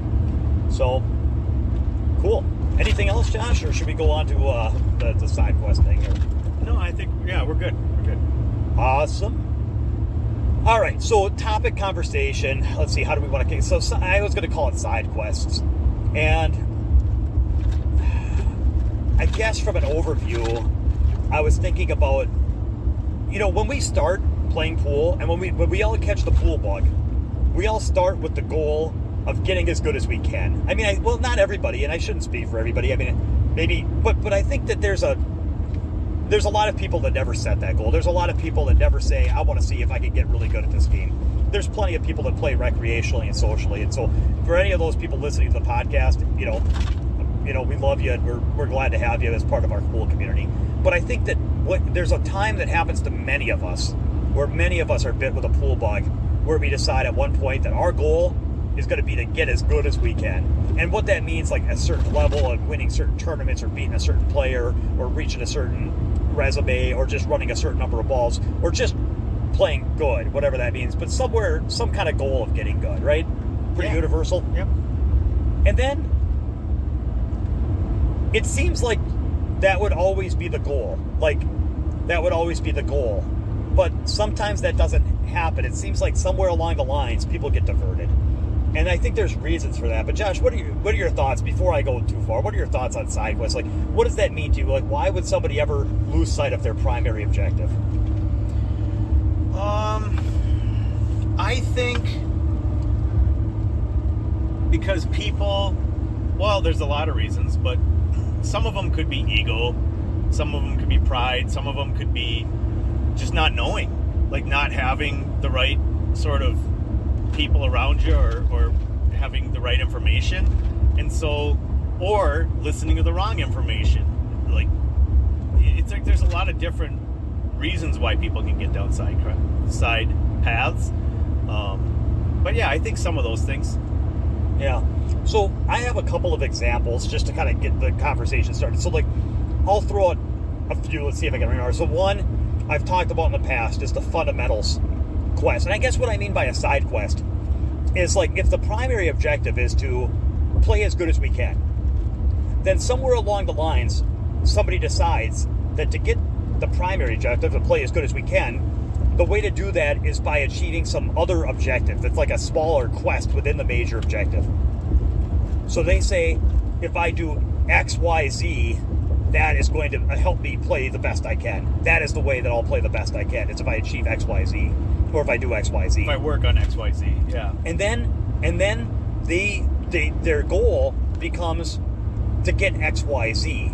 And they lose, and that becomes their whole quest, and their whole purpose is XYZ, XYZ, XYZ. And they pursue that, and they sometimes they lose sight of, is this even taking them closer to their goal of overall improvement? But they told themselves a long time ago that if I do XYZ, it's going to get me better, and that's the right road. And so they just follow that indefinitely and stubbornly and unwaveringly, even if it isn't the right road at a certain point. And so some examples would be like, so somebody who's like, I want to play my best and I want to get great at pool. And the way I'm going to do that is by having machine-like fundamentals. So this, I've talked about it before, but this is just an example, is that then they say, now I need to develop machine-like fundamentals. And after months and years of stroking into a Coke bottle and trying to make themselves into a machine, their goal is now a quest for fundamentals. Like that is their goal. Like if you ask them like, why do you play pool? It's like, well, I'm trying to improve my fundamentals. And it's like, they take it for granted that, well, that's because if I do that, then I'll get better. But it's like, here's the thing. Or if someone asks them, how do you get good at pool, or what's holding this player back or that player back, no matter the level of the player, they'll say fundamentals, potentially. Yeah, they're absolutely, because they've decided in their mind, they've decided that fundamentals equates to improvement. And that was a decision that they made to believe that and to act as if that's true. But they never question or challenge or revisit that, because they're operating with it's almost like a faulty assumption. It's like when people are doing a diagnostic troubleshoot, and it's like, you just assume that it's like that. I just read Zen of the Art of Motorcycle Maintenance, and there was a scene where the guy was like, he had decided that he had gas in his tank, and he knew that the problem was an electrical system. So he spent like hours and hours trying to troubleshoot his motorcycle, and called off his trip and hauled the bike back and canceled his vacation with his son, and then it turns out there was actually had been no gas in the tank, but he had already made the faulty assumption that the issue was electrical based on blah blah blah. It doesn't matter. So anyways, like I think about that, like we're troubleshooting our pool game. That's what we're doing. And you can't, when you're a troubleshooter, you don't get to make a bad assumption. And so to sit there and declare fundamentals are my road to success, and then I'm going to take that as like doctrine. Like if you do that, you're in danger of going down a path that might not actually lead you where you originally thought it would lead you. Other examples that I could think of were like, let's see here. I've got them written down because I knew that this would happen to me. So another example would be, an information quest. That was a good one. Is people who are like, pool is a game of knowledge. It's a game of strategy. It's a game of knowledge of how the cue ball works. It's a game of knowledge of safeties, and it's a game of knowledge of. It's just a game of knowledge, and so therefore I'm going to go on this quest to be incredibly knowledgeable. And I'm going to know how to move. This is why, I'm going to learn to outmove people, and I'm going to learn the right shots, and I'm going to learn the right patterns, and I'm going to learn the right strategies, and I'm going to know more about why balls skid and how the template breaks, and I'm going to know so much about which balls in the rack are dead. And I've watched all the videos about, how to break a 9-ball rack, and I've watched, I know so much. And so somewhere along the lines, players decide pool is a game of acquiring knowledge. The most knowledgeable player will be successful. And then they go on these long quests to where it's like, the fact is that, all of these things are important to a point, fundamentals and knowledge, but like, I don't know. I mean, it didn't really seem like what got Carlo Beato across the finish line was that he was more knowledgeable than the rest of the field, necessarily. Like, I didn't, maybe poor example, but like, who says that, why did we make that assumption that if we got really, really, really knowledgeable, that would just translate to pool greatness? It's like, well, the fact is that there's problems with that. And there's problems with the fundamentals. The problems with the knowledge thing is that self one, the teller, the analytical part of us is not very good at performing. And that the people that live in their head too much and focus too much on the analytical side, oftentimes they struggle to execute. And it's almost like people that are on a side quest for knowledge. It's almost like they have a different hobby than I do, because I'm a competitor where I'm trying to get better, and they're just trying to like play a game of like who knows the most and who can talk about it. And this one came to mind because when we were playing at that billiard club, there was a player who was like, every single shot he shot, he was talking about like why he missed, or how how the spin took on that, or how it lengthened because of this, or that ball, with the other spin, that ball worms its way in the hole, or it's just like, it's like he's doing this nonstop performance about how knowledgeable he is, but he's not playing well. And it's just like, what's your goal here, man? It just makes me wonder, like, what is your goal to play well, or is your goal to impress everybody with how much you know? And at times, do you feel betrayed because, like, I know so much, how come I haven't gotten better? And then you just feel like you were betrayed by talent? But it's like, no, you betrayed yourself when you made yourself this proclamation that knowledge would elevate you above your competition, and now you're feeling betrayed and stuck because it's not panning out that way, but you never revisited that premise. Yep. Yeah. It's interesting to watch from the outside, to watch the guy playing billiards, and to have him just nonstop prattling information and spewing information. He was playing a young player that he could play some billiards, the kid that worked there, and it was just interesting to watch, because I'm sitting there thinking, well, are you a pool player or are you a commentator? And so I just think it's just, and I know for myself, man, it's like I've got off on side journeys and side distractions, and that's what I work on myself, is like, hey, what am I doing? Like, what is my mind like? So I understand that I can do these things too, and it's like, but it's more of a thing where trying to be self-aware, trying to watch and see what I'm doing and correct those things and tamp them out, and try to just work on the performance side of it and the actual playing side of it. So yeah. So I've been kind of wondering, like, why do people fall into that? And there's a few reasons, but let's start with the big one first. It's like, I'll tell you, all I can say is, and all real competitors know this, there's nothing more difficult than competing and holding yourself accountable for improving.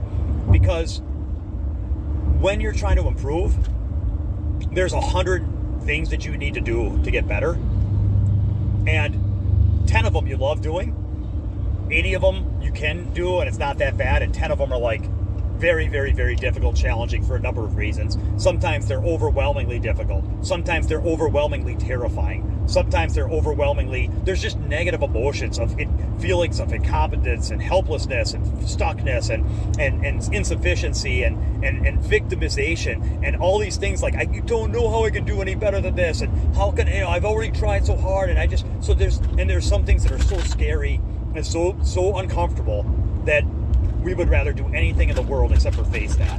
And so one reason people might go on these side quests is because if they tell themselves that pool, if they like learning stuff and understanding kicking systems, and if they like, that's what they're going to do. It's like they're on a side quest where they're going to know every kicking system under the sun and be able to talk about, point on the wall and +2 this, and literally just sit there and, talk about how you can adjust for tables and all this stuff. But it's like, and they'd rather do that than face their fears. And it's like did you ever read 1984? Sorry, random. Probably in high school. Okay, so there's this scene where the guy gets taken to the Ministry of Love and he's going to be tortured.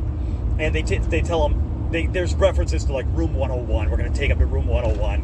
And he asked the guy when he was going to be tortured, he's like, what's in room 101? And nobody would tell him. Nobody would tell him what's in room 101. And finally, when he gets to room 101, the guy, it's been like months, and they take him to room 101, and they say, you know what's in room 101. Everyone knows what's in room 101. It's the worst thing imaginable. And it's like everybody, for him it was rats. He had this like phobia that he didn't even know, but somewhere in the deep of his subconscious, he had this horror of rats. And so for him, it was customized something about rats. And it's like, basically everyone has a room 101. Everyone has something that's like overwhelmingly difficult and scary.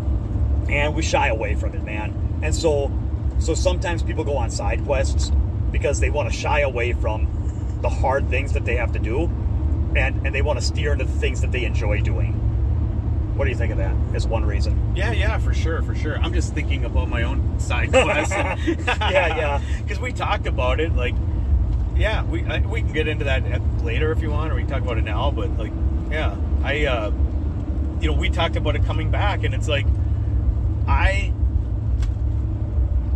have a phobia of playing in front of people. I would say had at this point almost, like throughout my career, throughout my life. I just do not like playing in front of people. It's awful with pool because you're always playing in front of people. And the better I got, the more people are watching. And so it's an awful thing to have to go through.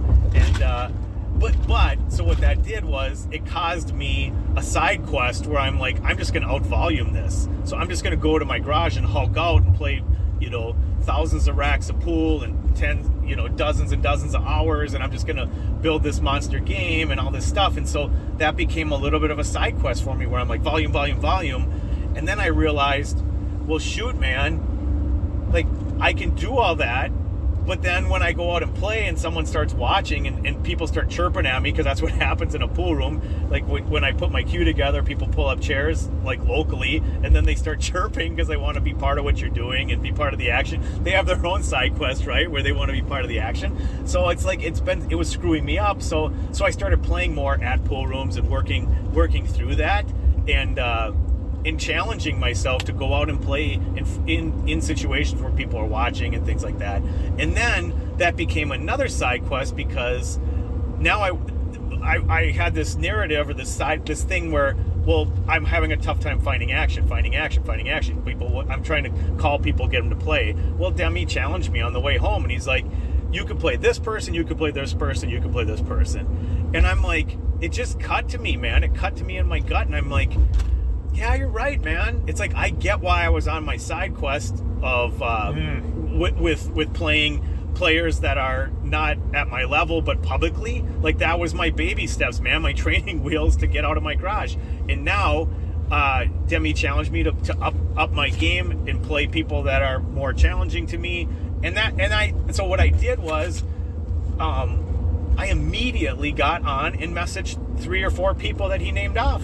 I immediately messaged them. I'm like, all right, let's do it, man. I'm going to play these guys. And they're guys, one of the guys I played before, but I came up with all these excuses why I don't want to play him again. And it's like, because he's tough action. And so, whatever, man. It's like, I got him the last time we played, and it's just, whatever my bullshit is, right? It's just like, I got past it, and I challenged myself to get off of my other side quests and to move forward and to challenge myself and get up. Like, I'm just talking about comfort zone, man, like facing fears and facing all these fake reasons in my head to avoid discomfort. So just to kind of stick to the, not to say you're not sticking to the format, but just to recap in the format that we're talking. So your original side quest was and by the way, when I say a side quest, I'm not saying that there's not value, because in all these things, knowledge, fundamentals, all these things. Oh yeah, for sure. I look at it like a chain, and each one is a link.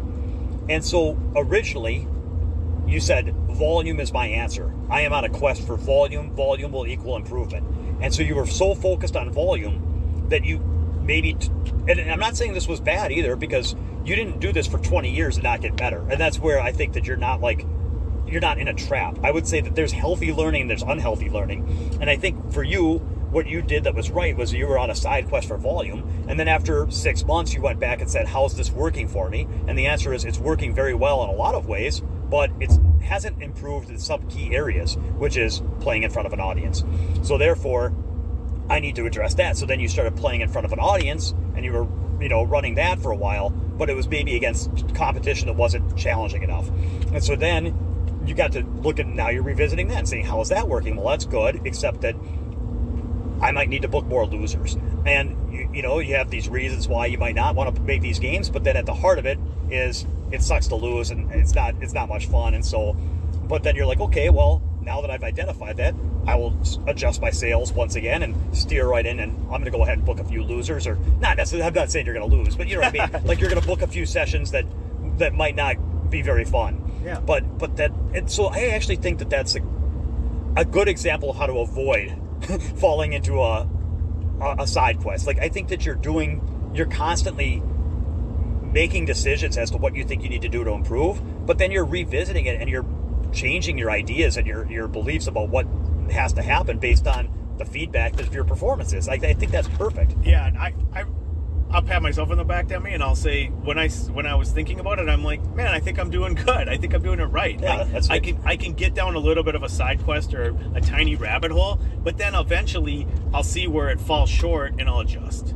And what we're seeing, I think, is that we see people that have been on decade-long side quests, and that is not effective. That's my opinion. Yeah, no, for sure. And I'm trying to think. I kind of feel like I try to operate similar to that. I mean, for sure, we've all gotten stuck on stuff. I mean, don't get me wrong. We all get stuck on stuff where, maybe we overemphasize one thing for a while, or we get too much down one thing. But I think we're both, kind of self-aware in that way, and we're very challenging of our own. We're constantly challenging our action plans of what we're doing, and then we talk to each other, and that's great to have a good partner that can look at stuff and challenge us. And we play with each other. Yeah. We have different skill sets. So when you and I play together, like, we literally practice side by side and drill, and you can see some things that I do that you don't do, and I can see things that you do that I don't do, and we can learn from that and be challenged by that. Yeah. You know what I'm saying? I think that's a big thing for us both. And I think the one way that I would say I don't go off on many side quests is that at the end of the day, I always look at, like, I'm so laser focused on my overall goal, which is my goal is improvement, and that's what I want. And the reason that competition is meaningful to me is because it forces you to take the path. It's like the difference. I was talking to somebody about the difference between 8-ball and 9-ball. How in 8-ball you get to pick your pattern, and in 9-ball the table forces you. Like, pool is a game where improving at pool, it's like playing 9-ball. Like, you don't get to decide what order to run the balls in because that's easy. You have to run them in the order they lay on the table, like it or not. And that's how, if you want to get better at pool, man, one of the reasons that competition is so meaningful is because you have to do what you have to do, even if it's scary and hard and difficult. And if you take that out and you say, I'm going to play pool the way I want to play pool and work on the things that are fun to work on and see where that gets me, then, I don't want to say you're not a real competitor, but you're not a real competitor. Like, in my mind, you're kind of letting yourself off the hook. Like, the whole point of competition, the whole point of saying, I am going to be the best that I can be, is that when you make that commitment to yourself, you know what you're signing up for, which is looking in room 101 and facing those rats. Like, that's it. That's what you're signing up for. And if you accept anything less than that and just say, well, I'll try and see where it goes, it's like, well, you're gonna squirm away and find yourself on a side quest, and you're gonna be the most knowledgeable guy in the pool hall that can't run the table. I'll tell you that. Yeah. Yep. So that's one reason, is people shy away because of fear of facing discomfort. Now, there's another reason that you mentioned, Josh. You said ego. So tell me, what do you think that meant when you said ego is a reason?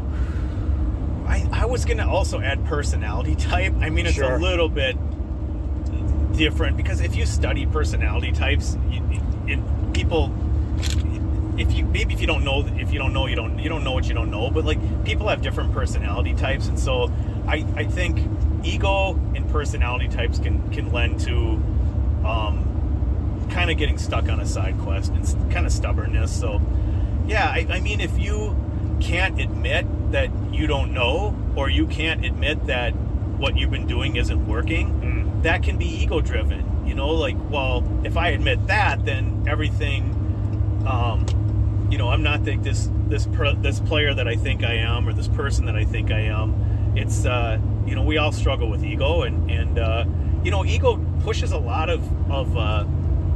pushes us in a lot of, like, forward momentum, because we're in a hierarchy and we're playing and we're fighting, right, for those points. But it can also, you can get caught in it and trapped in it and stuck in it.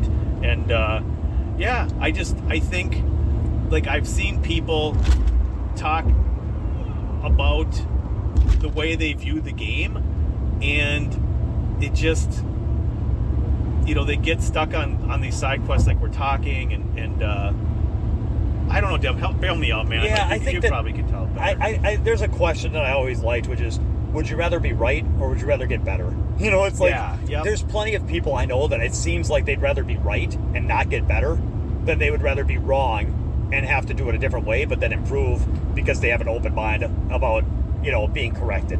And it just seems like, for a lot of players, they would rather be right and not get better. It's a sponge in the bowl, right? Yeah. I don't know if we talked about it in the podcast. Yeah, I've talked about that. And it's like, or you've talked about it. Recap. Yeah. Go ahead, recap, sorry. Well, just like, and that's kind of a personality type thing. It's like, are you a sponge, or are you a bull, or are you a little bit of both? It's like, I think. So the sponge is somebody who's like So the bull is somebody who's really, really stubborn and will never change their mind or their beliefs. And the sponge is somebody who's so wishy-washy that anytime anybody makes a suggestion, they change their game every day because they're, and so there's a balance where you've got to be open-minded enough to find, outside, feedback and to, challenge yourself without being so wishy-washy that you don't even have a baseline game because every day you're starting from scratch and you're kind of scattered with the wind. You've got to be able to filter information. You've got to be able to listen to a bunch of information from people that you trust, filter through it, be open-minded to like accepting what belongs, and then trusting yourself to know how it comes together and what you need to filter out. That's it. Yeah, which is so impossibly hard to do, but that's part of the journey, is trying to figure out how to do that, how to turn those dials, I think. And we know people that are very bullish, like there's someone we know that, I don't know, like maybe he. It doesn't matter. I'll just say that. Can I tell about the braking really hard? Oh, sure. So there's someone we know that brakes like full speed, absolutely wants to crush the brake. And it's like you can tell when he brakes. It's like every time he brakes, it's like, well, this is how Shane Van Boening hit the balls. And you got to brake like this. And if you don't brake 23 miles an hour and pop the cue ball back, then you're a sucker. And it's like, so it's like, it's just kind of funny though, because it's like sometimes there's tables where maybe on that table, a medium speed 18 mile an hour brake is more effective. And when you brake harder, the balls react differently than when you brake medium speed. And so if the side pocket balls behind the one aren't going, maybe you'd be better off with a little bit of a lesser hit. But instead of like being interested in that or like changing up the strategy, it's like, nope, good players can smash the rack at 23 and pop the rock every time and make a ball and will something in. And so like they just decided that that's how it's done, and they're dying on that hill, and they've broken very inconsistently for many years, and it could be a limiting factor in this person's career, but they're not open for discussion, just closed case, And when in the past when I've said, hey, I want to talk to you about your brake, and I'm not a guy that's going to be doling out advice to anybody. I got my own problems, but I mean, to me, if I see if I care about somebody and we're training together or playing together, I want to share something a little bit once in a while. And he shares stuff with me, and I'm more like bull sponge mix. I'm not like perfect, but I feel like I'm a good mix of bull and sponge. So and he's good at sharing information with me, like very infrequently, but it's very helpful. So I want to kind of pay him back, and I'm watching, and I'm sitting there thinking, well, braking's all about changing your speed and your angle to try to pocket balls, right? It's speed and angle. What angle are you coming in from, and what speed are you hitting them at? There's a dynamic here. Yeah, it's exactly. You and the rack. Yeah. It's not just you. Yeah, exactly. So I'm like, it just seems very straightforward to me. And when I watch players, you have to adjust. You have to adjust your speed. You have to adjust your angle, and that's how you dial in braking a rack. And I'm not some expert at braking by any stretch, but I'm around a lot of like players, and I see what they're doing, and I watch them on video, and it's like they're changing speed and they're changing angle. And so I'm just kind of tapping him on the shoulder, and I'm like, hey man, like, let's talk about this. And it's just absolutely nope, we're not talking about it. This is the way it is. Don't talk to me about my brake. And I'm just like thinking, well, okay. And meanwhile, there was a time, it's better now, but he would pop the cue ball off the table in a race to 9 2 or 3 times. And so that to me, at the level that we're playing at, is just like popping it off once is probably a loser for this, not for the set or whatever, but kind of. I mean, it's a big deal, and it's just it's fine, and it's okay. It's okay. Everything's fine. It's okay. No, it's one of those things where it's like just very, very 100% bull, no sponge. And I just think, man, it'd be cool if for overall development, if just a little bit more sponge. And it's not like I'm sitting there, like showering ideas, and it's not some freaking brainstorm session, man. It's like I'm like a desert, bro. You sit back for 3 years playing sets without saying anything. Then after 3 years of watching him pop the ball off the table, like, hey man, food for thought. Like here's what works for me on the break, and he's like, no, you're not Shane. Yeah, exactly. Nope, needs to be hit hard and popped. And it's like even Shane doesn't hit a 23 every time. I mean, he's going to change speed and angle, and that's it. So that's it, man. So very good. That's an example. So we've come up with a couple reasons. One is to avoid the room 101, the thing you're scared of. Another thing is because you'd rather be right than good. And there's and oftentimes it's because it's something that you're good at. Like maybe somebody really is good at something. Like I'm really, really good at, okay, so like maybe there's a guy who's just like, I've seen this too, where people are really hung up on stroke shots and power shots and like difficult shots, and all they want to do is work on difficult shots. And I'm watching them play, and I'm like, man, that's not going to get you better because you already hit difficult shots as well as I do. But there's like 18 areas where you're spewing, and you're not playing nearly as well in other areas as I play. And so you can sit there and try to work on your difficult shots all day long, but you already hit them so good that it's going to be hard to make improvement in those areas. And meanwhile, it's going to be hard to make improvement even if you improve in those areas, as long as you're spewing in all these other areas. For example, if a guy scratched on every break, just as a stupid example, if he scratched at every break and then he was practicing hard shots, it's like at some point you'd be like, hey man, it doesn't matter how good you get at hard shots. If you scratch at every break, like you've got another problem that you got to fix. But it's like, no, I'm going to shoot I'm going to turn into where I never miss, and then I'll be okay. So I had multiple students that do this, where they're just practicing stroke shots. And then I'm telling them like, hey, don't worry. Like, that's not what's holding you back right now. Like if you're a 550 Fargo and you're not winning local tournaments, it's not because you're not drawing the ball 20 feet. It's something else is going on here that we need to look at. But it's like I tell them, and I come out of the bathroom and I see what shots they're practicing. They're practicing power draws, and I'm just like, my God, like no. Somebody asked me, can we work a little bit on length of the table draws? I'm like, nope, no, we can't, because that's not where if you get to be 750 and you want to try to figure out how to get to 800, then we can go back and look at those power draws. But like you don't need it. Like I'll tell you what, I'll play a 700, I'll spot him the power, I'll spot him length of the table draws. How about that? It's like just not necessary. And it's not, anyway, that's an example of a side quest. It's like, I'm just going to shoot everything in the hole. And not get, where they're leaking in other areas. And so the point of why do people do that is, one reason is ego, one reason is afraid of 101, one reason is because people just like working on that part of the game. And so they tell themselves, this game is about doing what I love the best. So whoever's the best at this area that I love practicing, that's what's gonna, gonna get there. Yeah. So people that love working on their form, it's like, this is a game of form, and then I'll just work on my form all the time. Or people that like pattern. I have a guy that loves analytics and patterns. I could sit there and tell myself, this is a game of strategy, and so I'm just gonna study strategy. And it's like, well, that's great, except I don't think that I lose out of tournaments because I don't know how to play patterns. I think I've got other problems. You know what I mean? Now, that doesn't mean that you can't strengthen strengths and use them to set you apart in many ways. And I think that's great. But there's a point where it goes from being, developing your strengths so that you can be explosive in parts of the game, to being pigeonholed as the guy that shoots straight but scratches on every break. And at some point, you got to challenge yourself. And so we've talked about as like a definition of like what a side quest is, why people might go down those side quests and get stuck, and some examples of those. And I think then, how do you keep from going on a side quest? And I think we kind of talked about that too, is how to avoid it, which is you have to be a couple things. So we talked about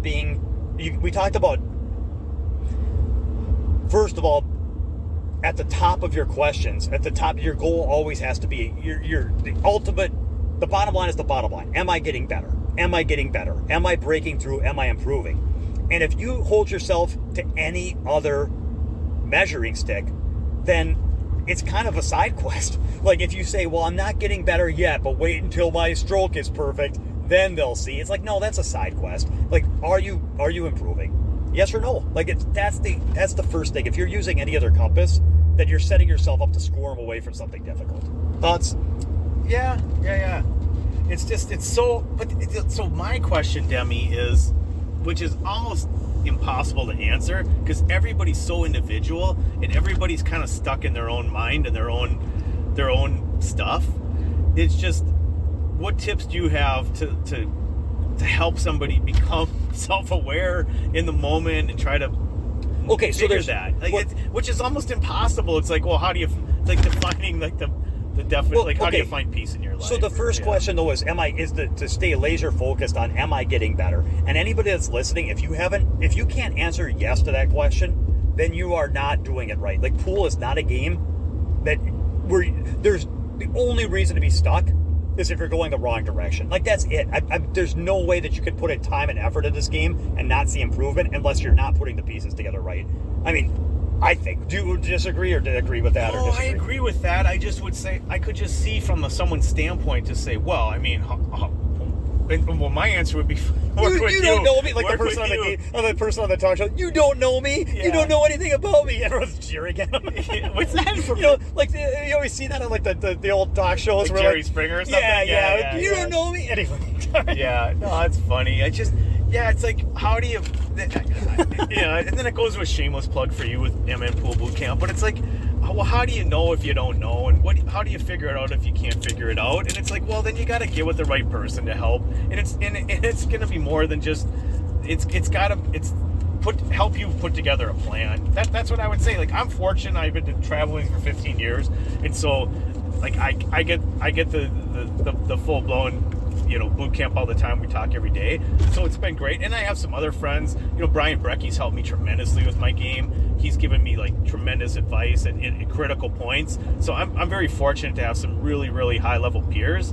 But if you don't have high level peers and you're out there and you're on your own, sort of, and you're trying to figure it out, I could see a person being like, "Bleep you, I can't figure it out," and you think you know everything. And I'm not saying they're saying that, but I'm like, what do you do for that person that says, "How do I know what I don't know, and how do you figure it out?" Well, okay, so the first thing is that you have to operate with these assumptions that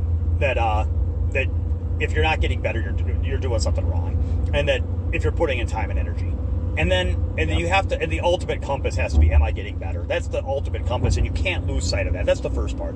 And then if that is your compass, and you're like, I'm not getting better, how do I put in the right work? Then some of the questions you can ask are like, okay, let's look at how are things actually playing out. Like, for example, I'll give you an example. I watched a match, and I'm really proud of this guy. I have one of the guys I've worked with a little bit, and really, really good guy. I'm rooting for him a lot.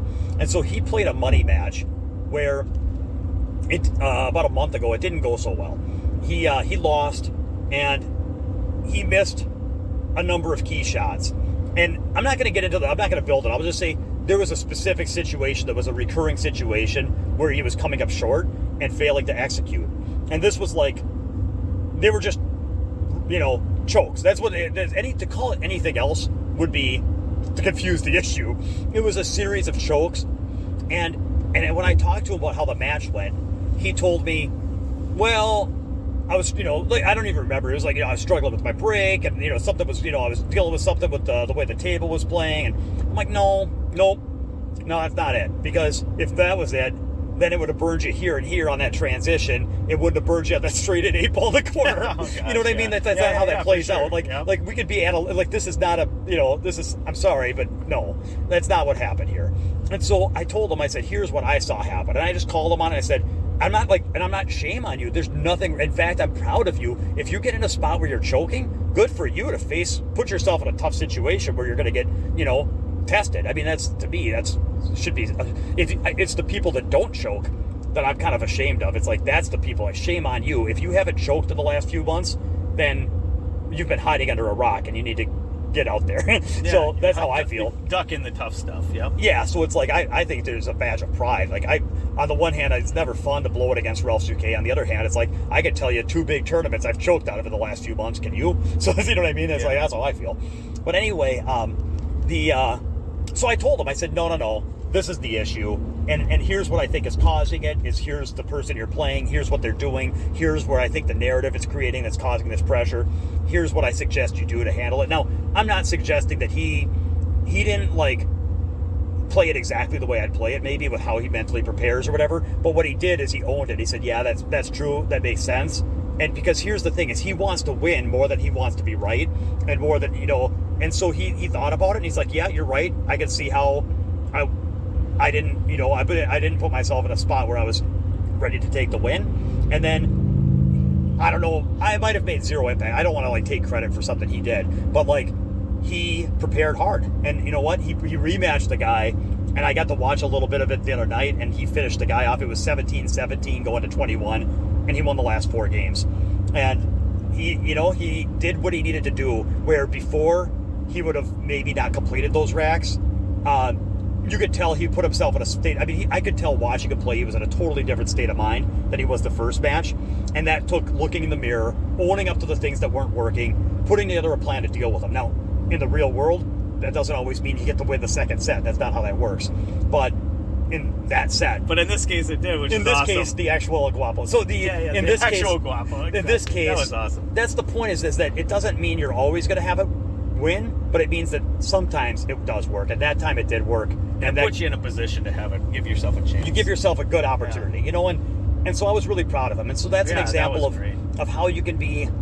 So you have to look at what's not working in a set and look at it and say, why isn't this working? And, realistically, what went wrong? And it is hard, because you're right about something, Josh, is you don't always know what you don't know. For example, if somebody misses a shot, it's like all runs end by a miss.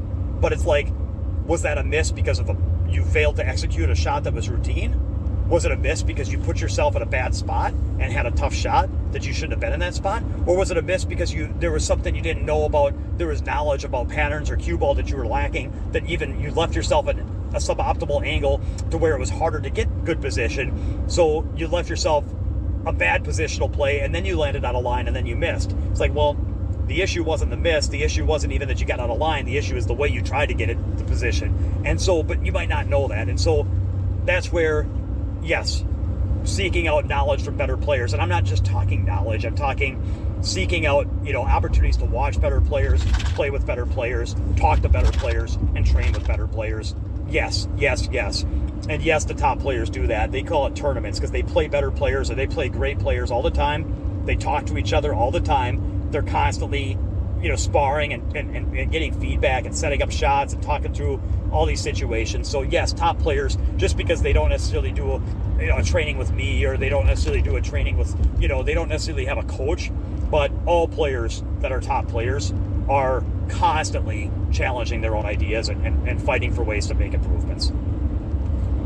So, good. And before I wrap up, there's something else I wanted to mention about why I think people get stuck in this trap. And it's something you and I have talked about, but I think it'll be interesting, is a lot of these things work until they don't work.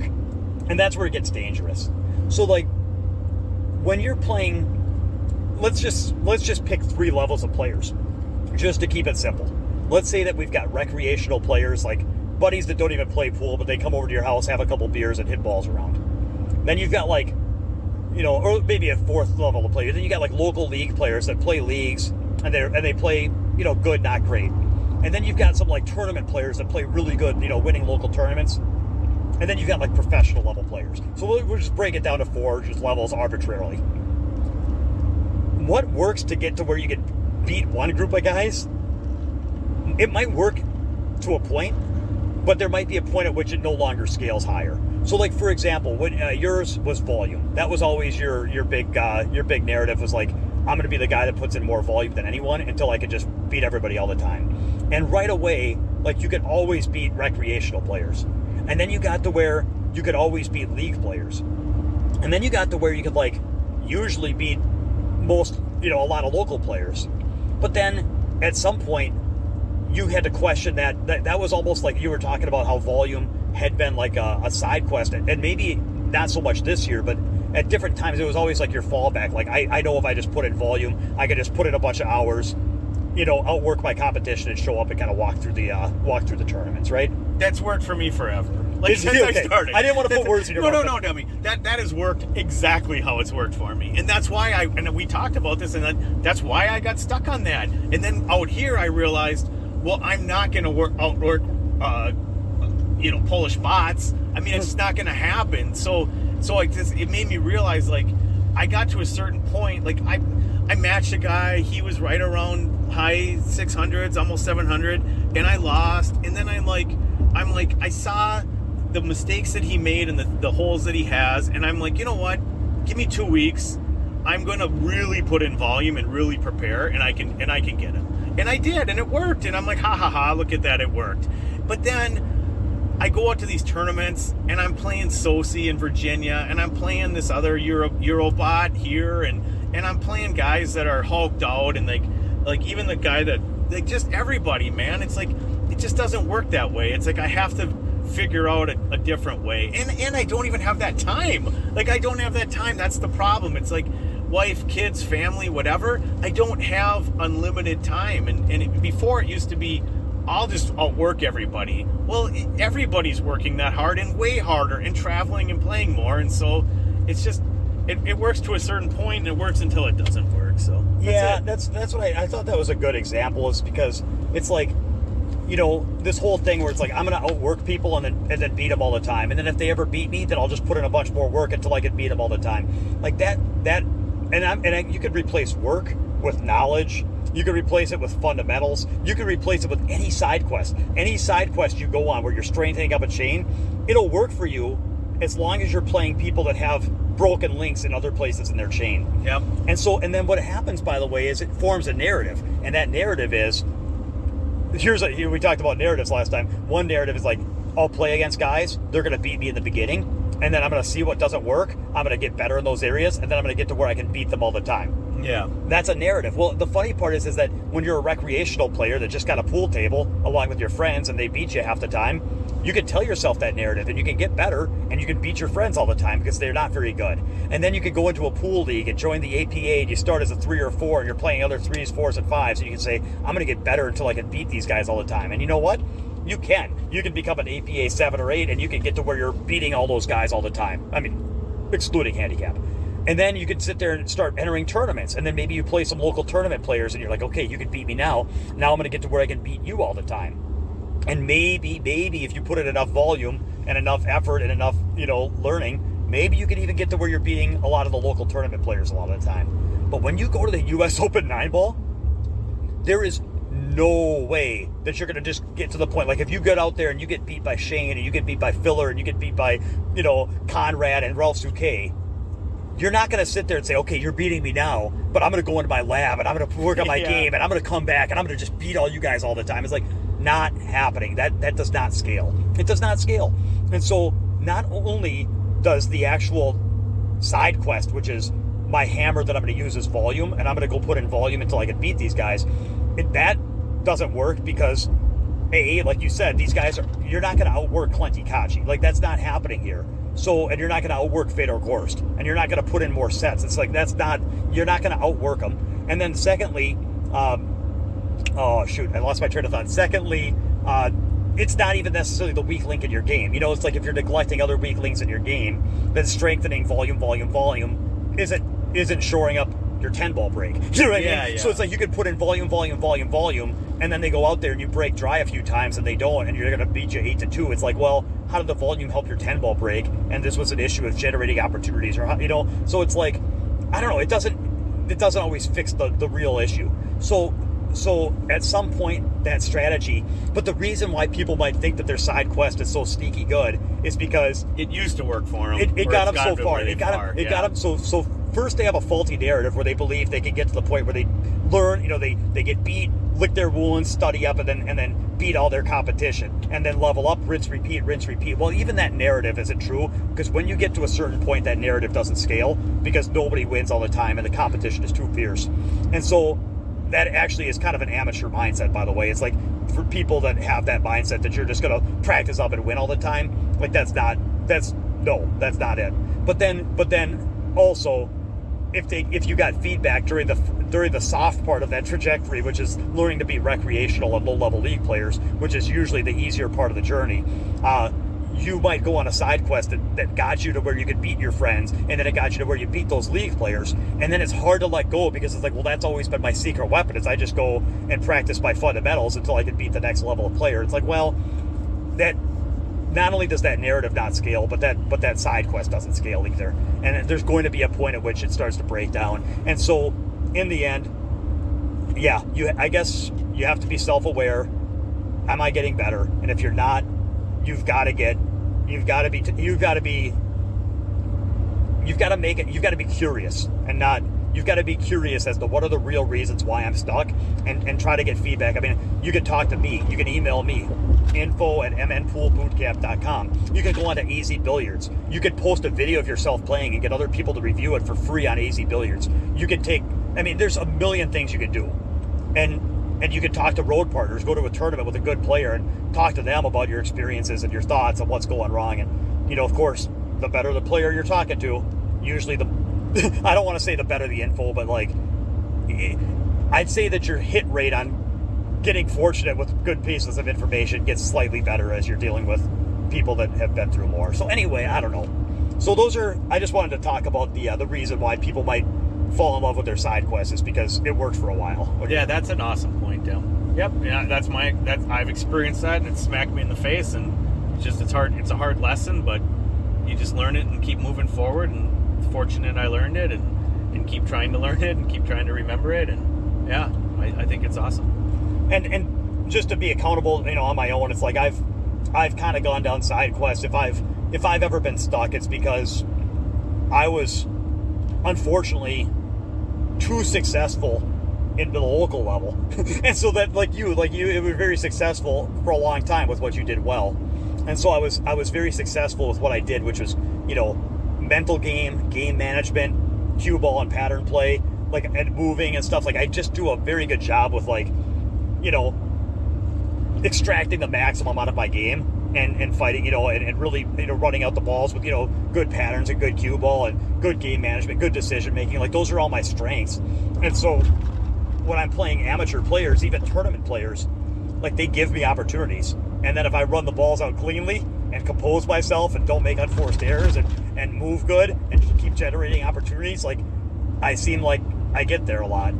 But when I play, not just Conrad or Ralph, but just anybody that's a real strong player, a professional level player, those things don't win it for me. That's the price of admission. You know what I mean? Running the balls out well doesn't mean, I'm going to run out well and you're going to mess up and then I can just win. It's nope. They're going to do this. They're going to run out just as well as I do. And then it's going to come down to other areas that I might have neglected because, I didn't need a big break when I was winning local tournaments. You know what I mean? Yeah. I could spot people to break and it didn't matter because they don't run that many racks from the 10 ball break and so it just doesn't really matter. I could break dry every rack I played a money match a year ago where I broke dry a lot of the time and barely ran a rack off my break and I still won the match. But it's try that against Tyler Steyer. That ain't gonna work.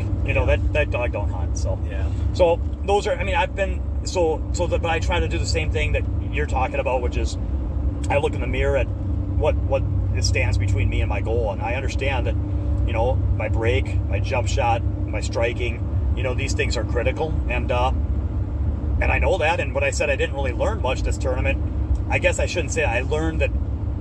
I think that I was on the right track with those areas of my game, and I'm proud that I've made some improvement and hungry to keep making more. So good.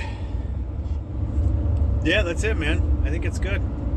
All right. Well, let's see. We've already kind of told some funny road stories. We know that I'm not going to go hustling in Poland anytime soon. Exactly. I'm gonna go sneak up on those Polish and then never take my game public in Poland. Yeah. Anything else, Josh? Anything else on your mind? Well, no. We just we had a fun time, Dom. There was a lot of challenges, but it was fun. So it's cool. Hopefully, people are listening. They got a little bit of taste of some of the stuff we went through and some of the stuff that was good and a little bit challenging and fun and funny, and yeah, it's cool. Sounds good. Well, listen, everyone, thanks for tuning in, and feel free to reach out, questions, comments, questions that you want us to take on and grapple with, like the elevator doors. We're ready. So, all right, catch you guys next time.